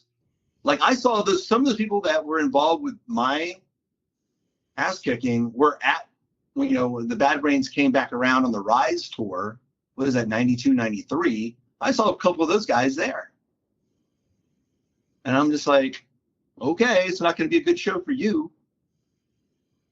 But yeah, it was like the Wild West, it was like anything goes. And like there were shows even up until 90. So I went to undergrad in Tampa, University of South Florida, from like 92 to 94. And there's a very memorable show where Murphy's Law was on tour playing, I think it was the Best of Times LP, the little LP they went. I think they tried to do a little Red Hot Chili Peppers version of themselves. Yeah. And so I talked about this story with Todd Jones and Todd Youth in the room, rest in peace. And because, I can probably tell the story now that Todd Youth is no longer with us. But, Murphy's Law playing this place called the Ritz in Ybor City. And they're playing the ska song, right? And literally, like, everyone's having a great time. Everyone's stage diving, having a great time, and dancing around like fools. And all of a sudden, these 4 or 5 huge linebacker-looking dudes, that had basically white power on the back of their arms, giant iron eagle tattoos on their backs, and they just start destroying people. And Jimmy G just basically is like, what the fuck are you guys doing? What are you guys doing? You guys are just making the show miserable for everybody. So they just stop playing. He calls them out, and while he's calling them out, they start sea-kyling. And then he goes down and like kind of like making fun of one of the dudes. And as soon as he gets close to the crowd, one of them yanks him into the crowd by his legs first, and they start pummeling Jimmy. And soon as that happens, Todd Youth takes his guitar up above his head like an axe, no BS, and just chops this dude in the head with his guitar. Yes. Breaks his guitar over this guy's head, butt first of the guitar. And this guy, all you see is a mist go up. And I'm pretty sure that guy was never, ever the same after that. If he ever was a person after that. Right. And then I didn't know it at the time, but God, what's his name? Rat Bones was on tour with them, and so was Russ from Underdog. And so Russ rushes up with some full Heineken bottles and starts spiraling these into these guys' heads. And they're just busting open. And you see nothing but like, it was gnarly, man. So that's probably the gnarliest firsthand account I can give you of a typical show in the early 90s in Florida. And and then Dave, you're still in Florida. You do your first band in Florida then? Like So the chokehold band you do is Florida. I did a couple bands in Florida. One that like never got out of the garage. That was like 86. I was in a band called the Ruckus, Ruckus. It was kind of fun. Sick. And then like 89, 90, I was in a couple bands that kind of shared names with already existing bands. So then the first band was called Stronghold. And then I think we were in MRR, one of the scene reports. And then we got a letter from one of the guys from Stronghold in Ohio or something, basically saying, you can't use this name. So we changed the name to Chokehold. Lo and behold, there's another Chokehold. So what was really crazy about that was, in Stronghold, I played drums. Chokehold, I sang because the singer went off to the army and stuff. And that band dissolved because our guitar player, who was a surfer, got attacked by a shark. Jesus. Got attacked. He was paddling through a wave early in the morning. There was a bunch of bait fish around, and a blacktip shark grabbed him by the arm, severed 7 tendons in his wrist and hand, and he pretty much couldn't play guitar anymore. And I'm shit you not, like 6 weeks later, our bass player, who was working construction, had a stack of plywood slide off a roof onto him and broke his back in 2 places. Jeez. So was not meant to be. Yeah, that's a cursed ass band, dude. Yeah, dude. That was that. That was the end of that band. Yeah. So why do you move to DC? I came to DC for grad school. So, and also I got tired of living in Florida. Like, it seemed like every year Florida got hotter and hotter. And, I visited family up in like New Hampshire and the Carolinas and stuff, and experienced, fall and winters. And I wanted 4 seasons, And so, and also my line of work, if you don't have a graduate degree, you're not doing much but selling shoes.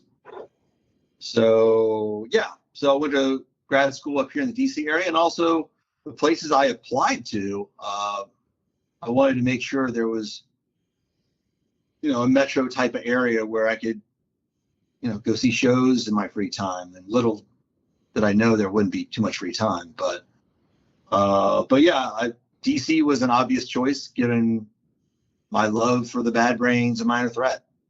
I figured, something would be going on. I mean, I knew that Damnation AD existed at the time. This is like 1994. But between 93 and 94, I kind of knew about Damnation AD. Didn't know anything about Battery, which is kind of weird.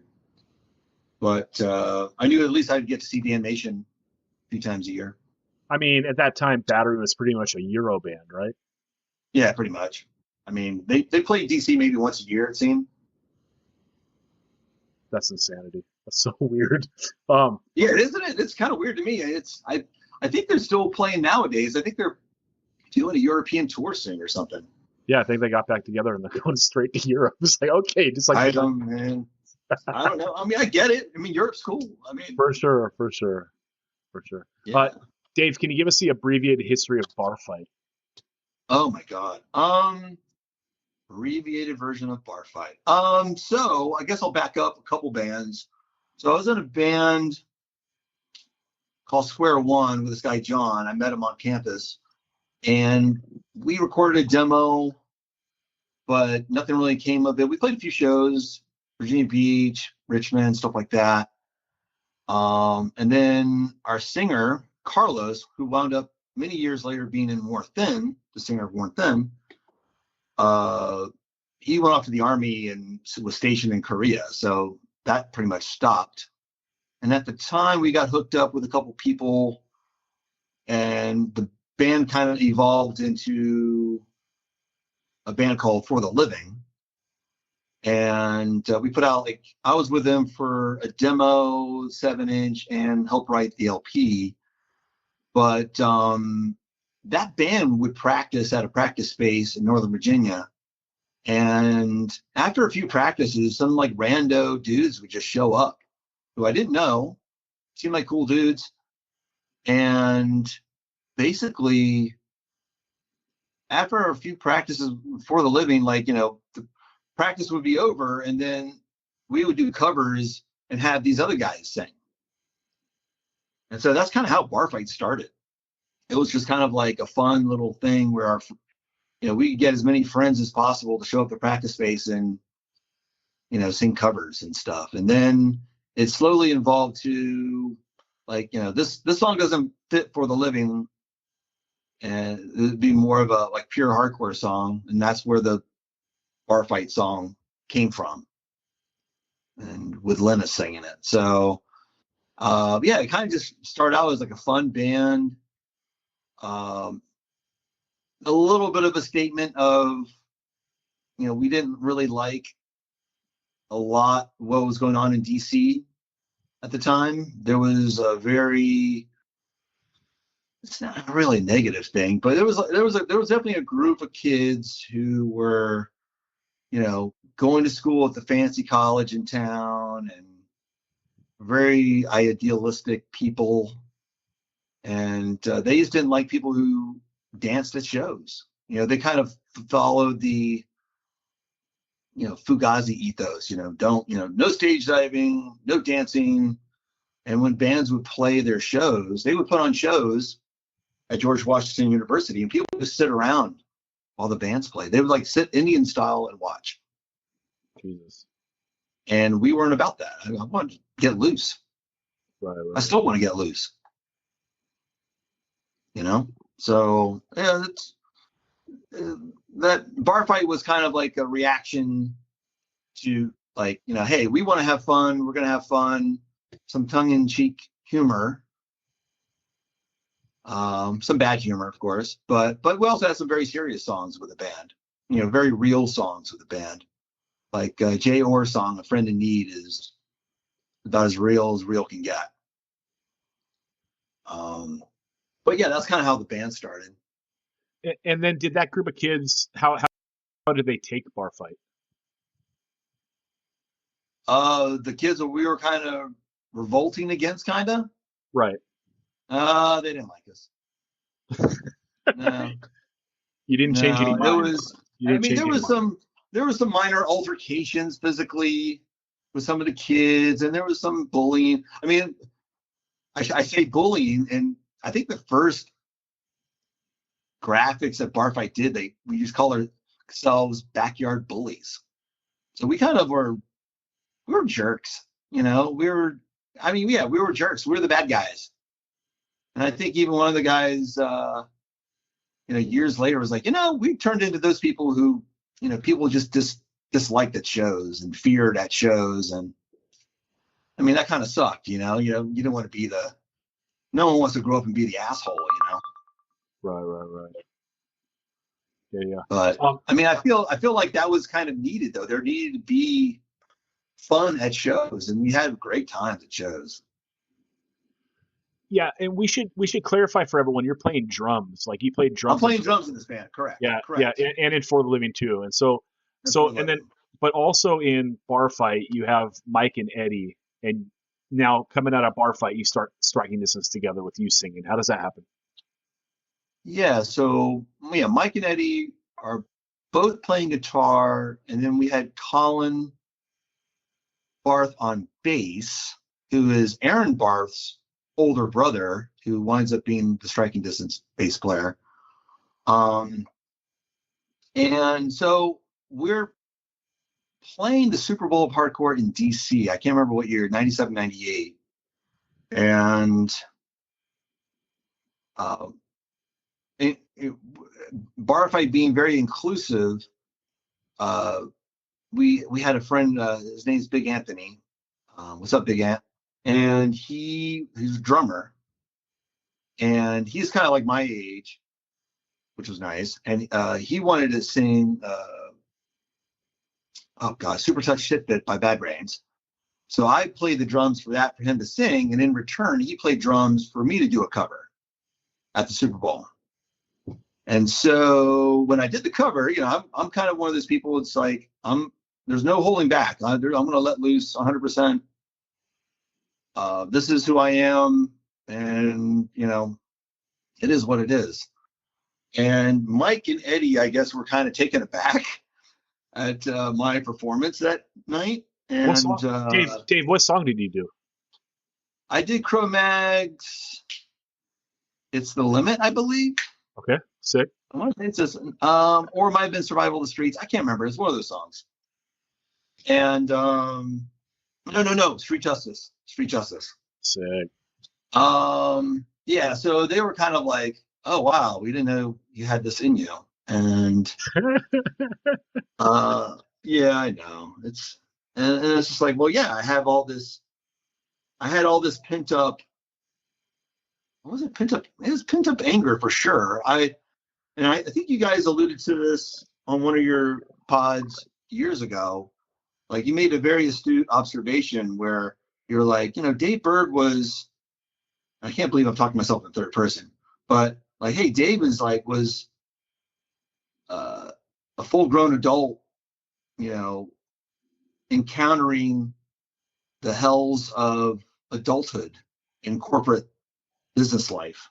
And that's very true. That's what I was encountering every day. I thought, being a bad kid growing up and getting in trouble with the law and paying my dues with the law, and I got in trouble more times than I'd like to admit.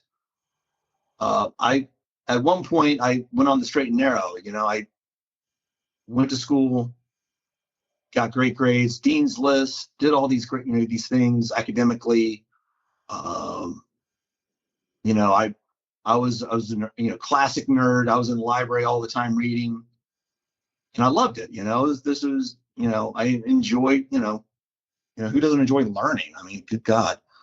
But when you get out to the working world for the first time, and all of a sudden it's just like more of the same, like high school nonsense, and worse, because these people are supposed to be other adults, right? And you start bumping up against that. I kind of just lost it, man. I was just like, what the fuck is going on here? This is a nightmare. And so I guess what you're seeing there with the early striking distance was, I was ready to go. I don't know what else to say besides that, but that's where I was coming from personally.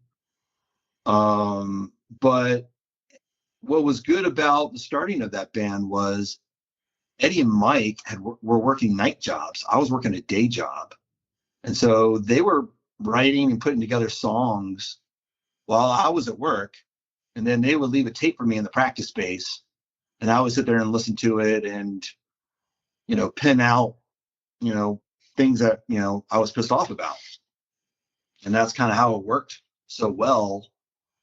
And that was kind of the beginning of it. It was basically a practice space that we shared with a few other bands, but that was pretty much the start of Striking Distance. It was, I think, For the Living was recording some cover songs for a comp.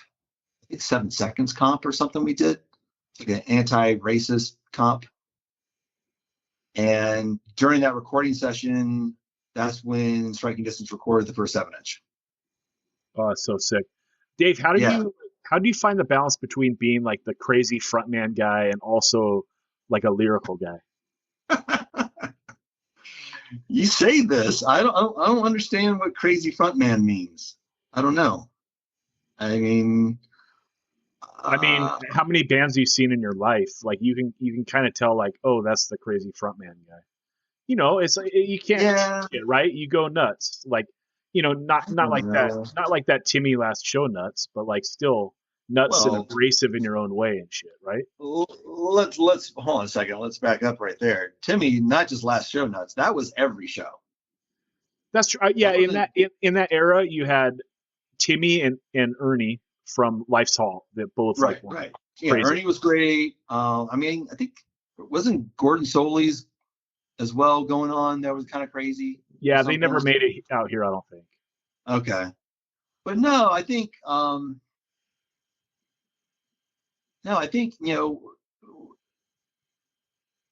don't think myself as crazy. Crazy but not insane, maybe. Yes. Of course, got to drop that one. But no, I was just being myself. I was. Looking back, I think I'm probably saving myself some money on therapy. Fair.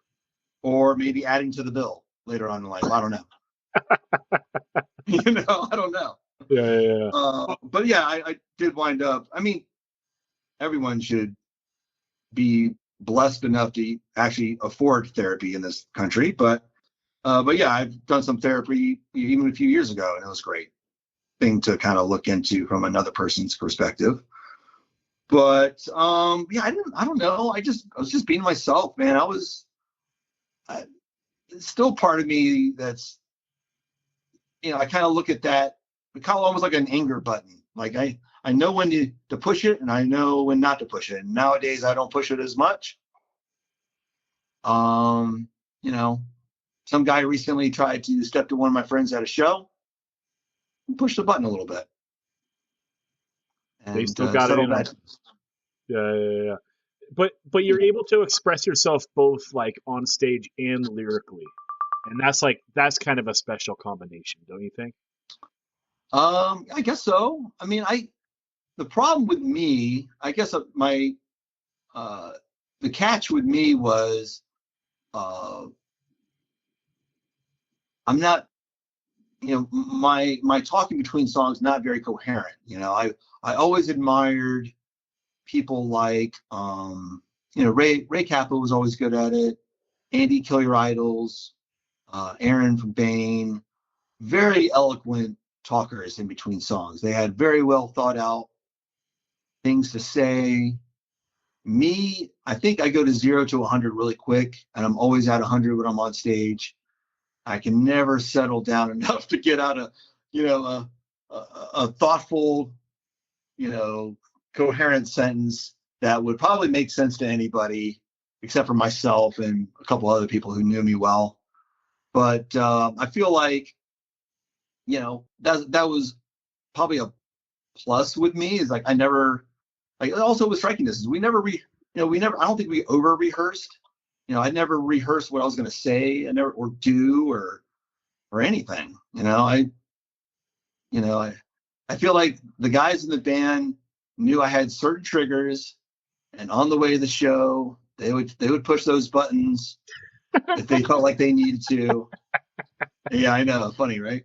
But that happens when you're on tour for a long time, right? So, it's being able to access that part of yourself and center yourself on these lyrics that you wrote. And I guess we should talk about lyrics. I mean, when I wrote lyrics, I wrote them to be very generalized. I've never really enjoyed lyrics that are very specific about a person or an incident that happened. You know what I mean? I like to kind of share in the frustration or the energy of whatever this person is yelling about or singing about. It doesn't have to be yelling.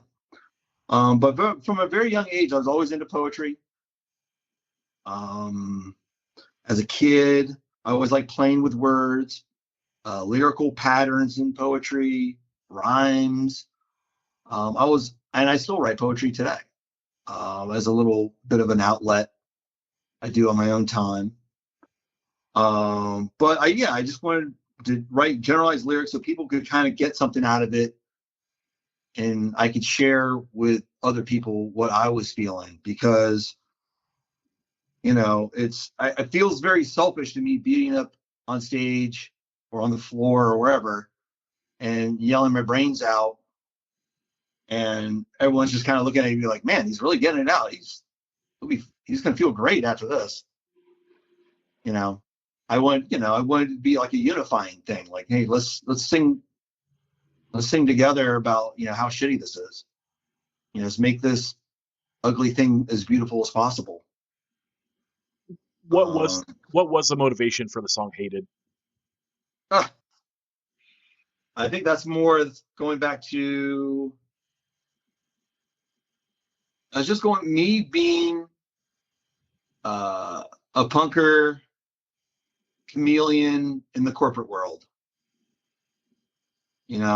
Hated, I'm not like you. Hated, I hate you too. And that's just, even going back to when I was in school. I mean, there, like, some of these verses in there are touching on being in college and like seeing kids just like throw away, like, being sponsored by mom and dad, having all this money and just throwing everything away, so they can party and stuff. Like, I just thought that was the most absurd thing someone could do with an opportunity. And so that stuff made me really angry. It still does. When I see people throwing opportunities away, gifts from life, and not utilizing them, it's like, I just shake my head and be like, man, 10, 20 years from now, you're going to hate yourself. But right now, I hate you. Yeah. Give me one good Striking Distance tour story. Man, there's so many. Well, I'll take two then. Come on. 2 tour stories.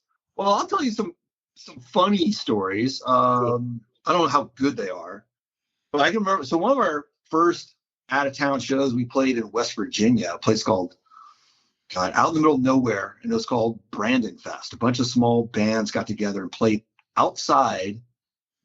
I think Darkest Hour headlined this thing, but it was outside in this dump, literally a place where people threw away couches and trees, and it was in this dump, in the middle of this dump on this little road with a shed at the end of it.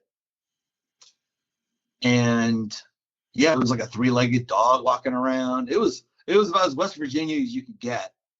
And people were like moshing around. There's like dirt and dust flying everywhere, and there's like a broken toilet right next to the pit and stuff. It was just one of those things where you look at it and you're just like, man, if someone just recorded this, they would never believe it. But no, tour stories. I mean, the ones that I remember most are me getting hurt on tour. Okay. But I would say some of the more fun, memorable ones are like playing the West Coast for the first time. We toured think the first time was with Bane. And so I think the first show of that tour was at Showcase Theater. And you know it's going to be a pretty fucking good show when people start slam dancing when you're setting up. Yeah. So, and then that also happened at the Ojai Women's Center, happened at Shea Cafe. I mean, yeah, from my perspective, like I was that kid too, you know, in the 80s, like, you know, when first time seeing Bad Brains, and as soon as, you know, you hear the bass drum of Big Takeover start and just people just going crazy, that's kind of the feeling I get, you know? So when I see people do that, I'm just like, oh yeah, it's on. Yeah, that rules. And I get goosebumps just talking about it because it was so awesome. Yeah. All three of the striking distance records are pretty different. Which is what's your favorite and what record means the most to you? God. Man. You had to go with the first one. You know, the first one is the first expression of, you know, of myself. This is in my perception, my only shot of putting out something on vinyl that are my thoughts and feelings about life. So I would say the first one is probably very special.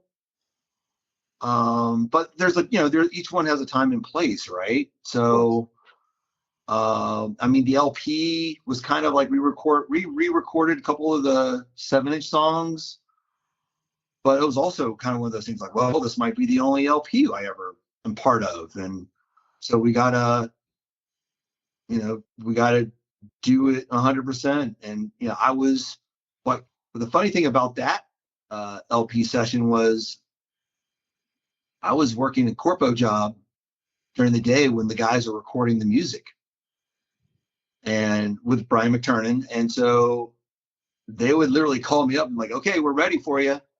And I would like drive like an hour to this place through the worst traffic. And it was like the perfect scenario for me to get there and yell. Right. You know, long day at work, shitty traffic. Yeah, let me yell at this microphone for an hour.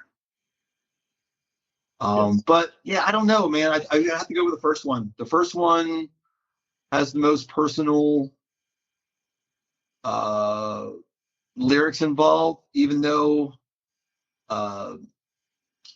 you know, there's a song about one of my friends who passed away on the first 7-inch, and then there's songs about, you know, other friends who passed away because of addiction on the LP. So I mean, it's hard to say. I hate that you just asked that question, but well, I don't apologize. You know, we played with you not right when that came out, but we played with you in 01 in that basement show somewhere in Virginia, and yeah. I mean, you were amazing in that era. And you know, the young internet of the time, you know, everyone was like, "Oh, it's striking distance. They sound like Straight Ahead." Do you remember like that hype? No, I don't at all. I remember the basement show though. I don't know if we really sound like Straight Ahead personally, but I think it's just because you do the scissor beat in some of the songs. Like you're extremely fast. Maybe. Yeah, we have some really fast. So I should also back up and say that when we were writing the first 7-inch, you know, I told Mike and Eddie, I was like, well, these are the bands I'm listening to right now. And specifically, I was listening to 3 records. I was listening to My America by the FUs, Straight Ahead EP, and the Minor Threat LP. So basically, Striking Distance is a kind of, at least that first 7-inch and maybe even the LP are kind of like a combo of all that stuff. I don't know. I hear it sometimes. You know, I don't really sit around and listen to Striking Distance, but that would be kind of weird. But I don't think so. I listen to my own bands all the time. Hey, if you don't ride for your own shit, why should anyone else? You know, like I mean, I ride for my own shit. No, don't get me wrong, but I don't sit around and like listen to Striking Distance and like, you know, when we ever do the one-off show every few years, I guess I'm kind of forced to, but I have a great time yelling those songs. Like I have no problem yelling those songs again, but it would be kind of difficult because now Eddie lives in Spain. Well, there are airplanes, Yeah, but they're very expensive, man. That's true. Yeah, I hate So, asking people to front that kind of money. so talk about Striking Distance breaking up, and then also you starting Set to Explode kind of soon after that. Okay. So I think, yeah, Striking Distance, we're kind of victim of, I guess, with a lot of bands. They tour a lot, and you know this. You tour with the same people. It's like you're dating all these people inside the band. You have all these relationships going inside the band, and people get mad at each other, and it grinds on you. You're in the same van for 4 to 6 weeks, and all you see is the same people, and it kind of, yeah, it puts you in a different place. It drives you, it literally drives you insane. Like I was literally getting, like, towards the end of Striking Distance, I was having problems. Like you can kind of see that a little bit on the last 7-inch. That song "Find a Way," that song's about me. It's like me struggling with depression, struggling with, like, I was like literally the end of my rope. I was figuring out, trying to figure out ways to die, and that's bad. And that song is basically me finally just getting up off my couch and just saying, like, fuck you, brain, I'm gonna live. And so that was still kind of going on even towards the end of the era of the band. And yeah, I feel like I don't think we could put out another record that would be reflective or the same quality. And I just literally just wanted to get away from these people. I love you guys, Mike, Eddie, Aaron, but at that time, I just wanted to be alone. Yeah. And then, so talk about starting Set to Explode. Yeah, so Set to Explode kind of starts because probably shouldn't have broken up Striking Distance. So, so like literally, like, probably should have been, if we were smart enough, we would just like put the band on hiatus, taking a deep breath and revisit in 6 months to a year, or playing a few shows every year or something like that, become a band like that. Which kind of sucks because, you want to continue to put out, your thoughts and feelings out there, but it's not easy when we're getting towards when I'm in my mid 30s, and I'm a broke dude. So during this time period, by the way, I'm homeless. I'm sleeping on people's couches, sleeping in my car, sleeping in my storage space. And so, yeah, it was not an easy time for me. But yeah, probably, had Striking Distance continued like in a part-time type of way, I don't think Set to Explode happens. But there was a really bad winter. I was living in the city, lived like 3 or 4 blocks from John Mutchler, who was in several bands, including the Aftermath, who I was a big fan of. Loved the Aftermath, of course. Loved 86 Mentality, of course. Those bands were going on at the time. And I think Aftermath was winding down or had already broken up. I can't remember which. And it was a really bad winter. And he literally lived 4 blocks from me.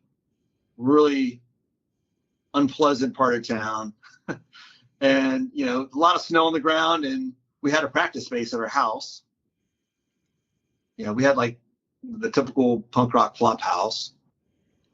And in our basement, I think even Mike Stankovich was recording demos and stuff for people back then.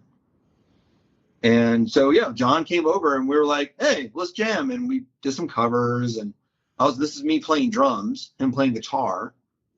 And yeah, I mean, he and I were basically on the same page what we wanted to do, what we wanted to sound like. And it was probably the first time ever that had happened with me doing a band. So he and I were on the same wavelength. And so he and I basically wrote those songs. I think there was like 6 songs that wound up being on the 7-inch. And literally wrote those within, I don't know, a month, 6 weeks, tops. And then I think the idea was for me to sing. So we kind of poached Tom O'Mackle, little Tom from the Goons, who were big fans of the Goons. Great punk band from DC, by the way. And they still play. And then we got Tad. I think Warren Thin had already broken up, was breaking up. You know, I don't know. I forget. My memory is not the greatest nowadays. Yeah, you know, so many head injuries. That'll happen. But so yeah, we asked Tad who was also Warren Thin. He was also in a bunch of bands back in the day called like Neurotics and stuff, which I thought were great. And yeah, and that's how that happened. And it wasn't really supposed to be like a serious band, really. We basically were like, oh, we'll play a couple shows a year. We'll be those people, you know. But I think we played, our first show was an 86 Mentality record release show on the Loose 7-inch. And then I guess word quickly spread who was in the band, and there's some name recognition there. But I think Alex from Grave Mistake was there, because he's putting out that record. And then basically just asked to put out the record. And we said, well, yeah, of course, Grave Mistake, great label. So, and that was that. It was very easy. Yeah. And you made it to the West Coast.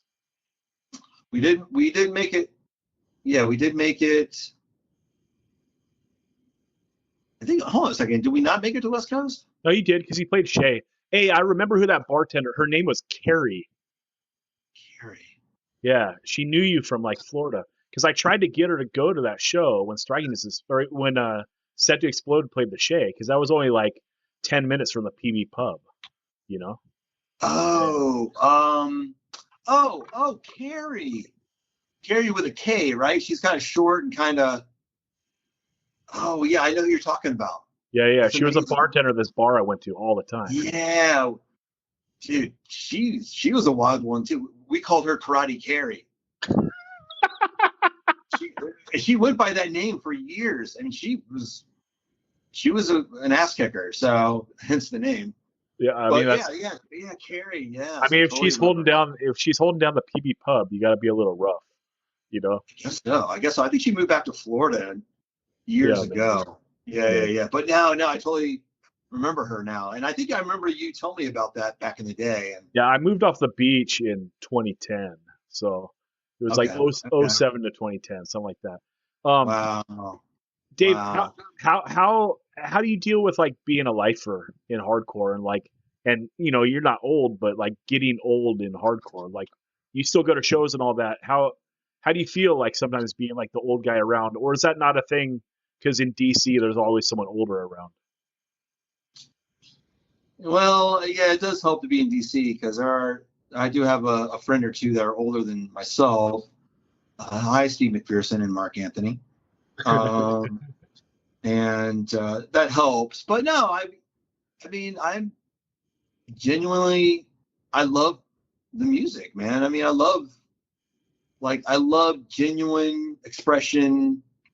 As I've alluded to, I have that little bit of energy or angst inside me, especially given the current administration. Yeah. You know, I don't think you want to talk an hour with me about the current political climate, but not a fan. Worst episode ever. Same. But yeah, the world. I would say the world is in a worse place now than it was in the 80s. Yeah, we took a lot of steps back, dude. Yeah, so Especially Why with, like, wouldn't you go to a punk show and yell your brains out? right. Like literally, like I had to check myself too, because I am the old guy now at shows. And, some people recognize or remember me or know me from that guy from the bands. Which is kind of cool because some people are doing their homework, right? Sure. But yeah, I don't participate like I used to, which is probably good for some people. Probably good for myself because, medical bills are expensive. Fair. But are you asking like, how do I feel about it? Like, Yeah. How do you feel about it? How do you feel, like, how do you deal with, like, carving out a place for yourself? well, I guess I hate comparing myself to folks, but I think was it people say like comparison is like the first step in removing joy from your life. Jesus. No, I always paid attention to I started going to shows in 1984. Like, first record I owned came out in 1984 by Minor Threat, right? So I always paid attention to what the Mackay brothers were doing, what John Stabb, how involved he was up until he passed. And I always admired that. Like, these people still gave a shit. And I always disliked people who, got out of it and, they move on and their perception changes, their attitude changes, their values change, whatever. And they talk smack about, this kind of expression, which I just never understood. And I always disliked it. So I always thought that I'm not going to be that person. Like, if I just disliked this type of stuff, I would just shut my mouth and I would go live on some remote island somewhere. You wouldn't hear about me ever again. Right. So, but in looking at these other people who came before me, I feel like there's a bit of a responsibility. I feel, like I've heard people like comment about Jello and Ian and all these folks and Henry, like, hey, you talk bad about all the negativity and all the stuff that came about this. You guys kind of created this. But in doing the bands and all that stuff, I felt like I was responsible for carrying the flag a little bit further, right? Yeah. And so I felt like I carried it as far as I could. And I just genuinely enjoy going to shows. I mean, I can't go to all of them. But yeah, I pick and choose which ones to go to, which ones I can make. If I'm in town, I'm there. You wanted to shout out some current DC bands. Yeah, totally. I mean, I think one thing that we've always been good at, and I'm talking, when I say we, I say it's the Striking Distance guys, the Set to Explode guys, 86 Mentality guys. We've always been about taking care of their own, always trying to, I don't want to say pump the tires of the current scene or whatever. But I mean, I think that you gotta, keep spreading the word, keep spreading the gospel. We got to be, troubadours to a certain degree. We're troubadours, we're within the bands, and then we kind of not even have to. It's just I feel compelled that, it's like when you go see a good movie. It's like, man, you got to go check this out. To like-minded people. So, but yeah, I mean, there's bands that I feel like don't get enough love in DC for some reason or another. And I feel like the first band that comes to mind is Supreme Commander. They just recently started playing shows again, and I think they're great. So anyone wants to drop me a DM and ask me where to start with Supreme Commander or any of these bands, feel free. But I feel like No Man, probably the most important band going on right now. given what's going on in Palestine. You have a female of Palestinian descent in a punk band in 2025. I mean, I think that's quite important what she has to say. Yeah. I really like Backlash. They're kind of like a new band. I think they're putting out a demo or a 7-inch soon. They're kind of like modern hardcore, a little bit. I don't know. I hear a little bit of Absolution in them, a little bit of Swizz mixed in. Keep an eye out for them. I really like Psyop. They're kind of like a weird, like Void, screamy type of band. They're just weird, like Void mixed with Black Flag, maybe. Mm. So I'm really into them. There's a band called Seclusion, which are kind of like a sheer terror oi band, kind of. I don't know. I think they're great. And other bands I think people should check are like, Palau. I'm probably going to butcher this name because I'm a gringo, but Position United. Yeah. Yeah. Rebirth Records. What's up? Yeah. What's up? Youth Crewy. I mean, these are like when I see bands like, yeah, Youth Crew's been done 1,000 times, but when I see like really genuine like expression and feeling in a band, I'm like, yeah, I can get behind them.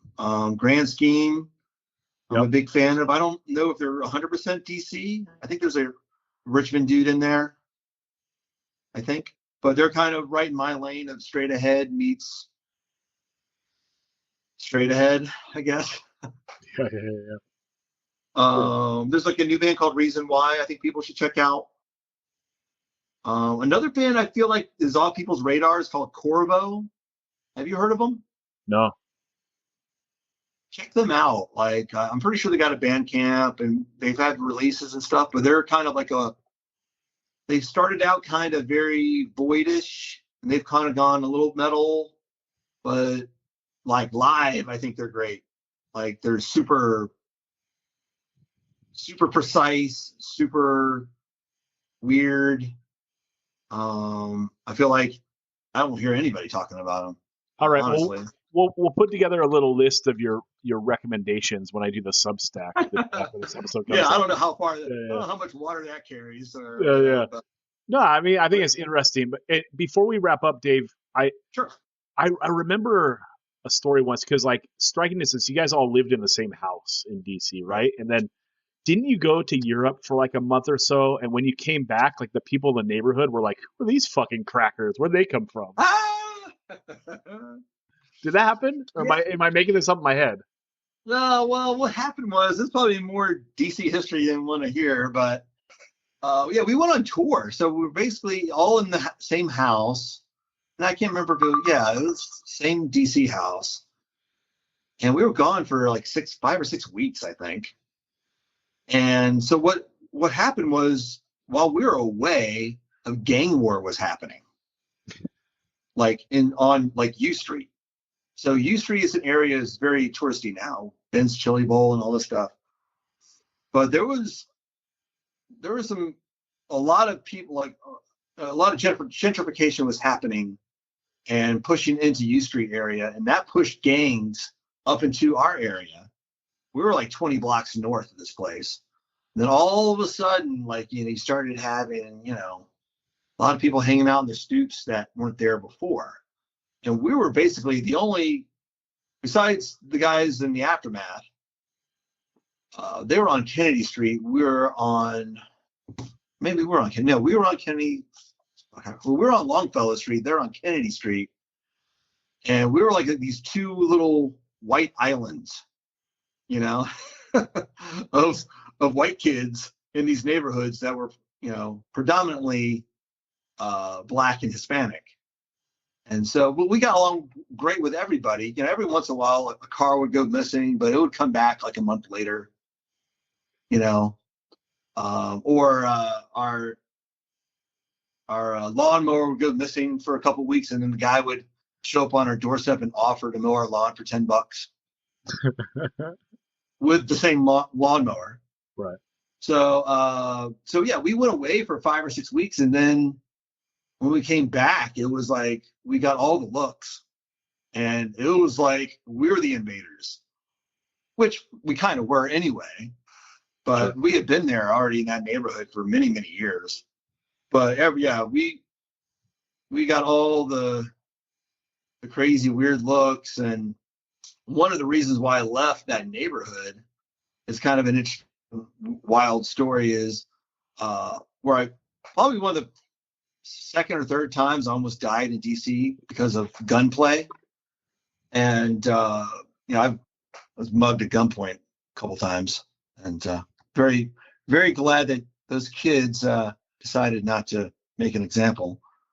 But one afternoon after we got back, one afternoon I was going get my car out in front of the place there, and I forgot my keys. I ran upstairs and I grabbed my keys. And as soon as I grabbed my keys, I heard boom, boom, boom, pop, pop, pop, pop, pop, boom, boom, boom, boom.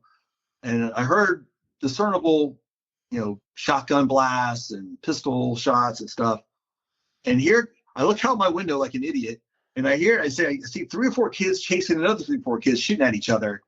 And this is like 3 o'clock in the afternoon. Jesus.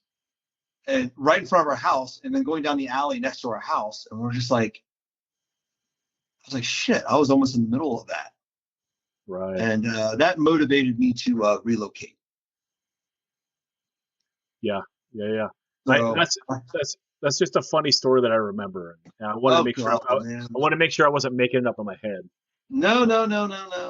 I mean, people still lived in that house after I left. I mean, I was just the first one who was like, okay, I got a gig, I got a job that's in the Northern Virginia suburbs. I almost just died. I think it's time to kind of move closer to work. Yeah. So, Dave, if people want to get at you, where can they find you? God, do people really want to get at me? I don't know. Maybe they do. I don't know. Well, if I don't owe you any money, you can find me at My Poison Tree on Instagram. All one word. Sick. Yeah. Anything else you want to get out, Dave? No, I mean, I kind of wanted to talk about In Control and all that stuff. Maybe we can do that next time. Yeah, we can do it next time. You can. Because I feel like In Control and bands like the A-Team were like our kindred spirits, so to speak. For sure. You and Ryan have a lot of similarities. For sure. Yeah. Well, that could be. Well, if you ever want to do a part 2, there's a tour story we can talk about. Ryan and his propensity to want to body slam everybody. Yeah, you whooped him pretty good at Posse Numbers 02. So yeah, but he got me pretty good in Ojai, so whatever. That's true. All right, Dave. Much love. I'll see him again. It's true. Thanks for doing this. No problem at all, man. Thanks for asking. I'm humbled that anyone even cares to listen to what I have to say. All right, Kev, final thoughts on the pod. Great interview. Very informative. I learned quite a bit. I am very excited that we are down to the final 4 of both tournaments. We made it. We did not give up on either of them. We're almost done in a good way. I'm glad that we're there. And we've already started thinking about the next ones, of course, because we're psychos. The year has been great. I know that every time during the final thoughts, I come on here and I say how great I think the year has been and how good hardcore is. But going over the first half of the year, I think that only reaffirms to me that this is, a pretty classic year of hardcore already. And there's stuff that I know for sure is going to be, that's still to come, that I'm going to like a lot and listen to quite a lot. So excited for the rest of the year for sure. Dude, I'm very excited that we're to the semis. So next month in August, we're going to wrap these tournaments. So we will definitively call what is the best of the hard 90s demos, and then also what is the best Japanese hardcore 7-inch. I believe we did 81 to 85. Yeah, we'll see. And then we'll kick off in September, at least 1 or 2 more. And I think we might set ourselves up for the least listened to podcast in the history of 185 when we do a whole episode dedicated to mainland Europe 1981 to 1985. You think that's more or less listened to than the Japanese one? Well, the Japanese one, at least like the one episode, we had this 90s hardcore stuff with it, right? So True. yeah, if we would have, We might have to do that again. that's yeah. Well, we're looking at matching it up with like first wave USHC, right? Which is like the 80s are struggling these days, dude. Like, unfortunately, I think for the kids, like the 90s are the new 80s, and really, I think kids that want their fix of 80s hardcore, like they're getting it from like the Right Brigades and the Carry-Ons, and then also like in the like the Lock and Out catalog. I don't mean that like unfortunately in a way that like I don't think that stuff is good. I just think that like I think the original stuff is always the best, right? And like when we talk about roots hardcore, that's what it is. It's like the bands that are like, you know, pulling from the roots of this thing, like the original thing, you know? And so like that's what made those bands that I just mentioned so good, is like they are pulling shit from the original stuff. So yeah, we will see. I love this episode. So shout out Dave Byrd. What up, foo? Kev, where can the people find you? Check me out on Instagram, Not Fair to Flare, and check out Fall Salvation on Instagram, Fall Salvation HC. We're recording new songs soon. I just got to get there and do it. So new songs coming out very soon. Yeah, keep your eyes peeled on the IG. We'll announce that whenever it happens, as well as like anytime Kev's band plays, it's always in the 185 Miles South stories. So get at me, 185 Miles South at gmail.com. I respond to everyone. We're also on the socials, 185 Miles South on Instagram and Twitter. And then we got a website, 185milessouth.com. There's a playlist for every episode. So click that playlist link at the top of the page. Also, you can just find us on Spotify. And once again, my band Subversive Intent, buy that demo and check us out on Spotify and anywhere you stream music. So handle business. Everyone, we love you all. If you like this show, consider becoming a Patreon. The Patreons are the people that keep this podcast alive. And that is where we will be next Monday, behind the dreaded paywall. Ha, ha, ha, ha, ha.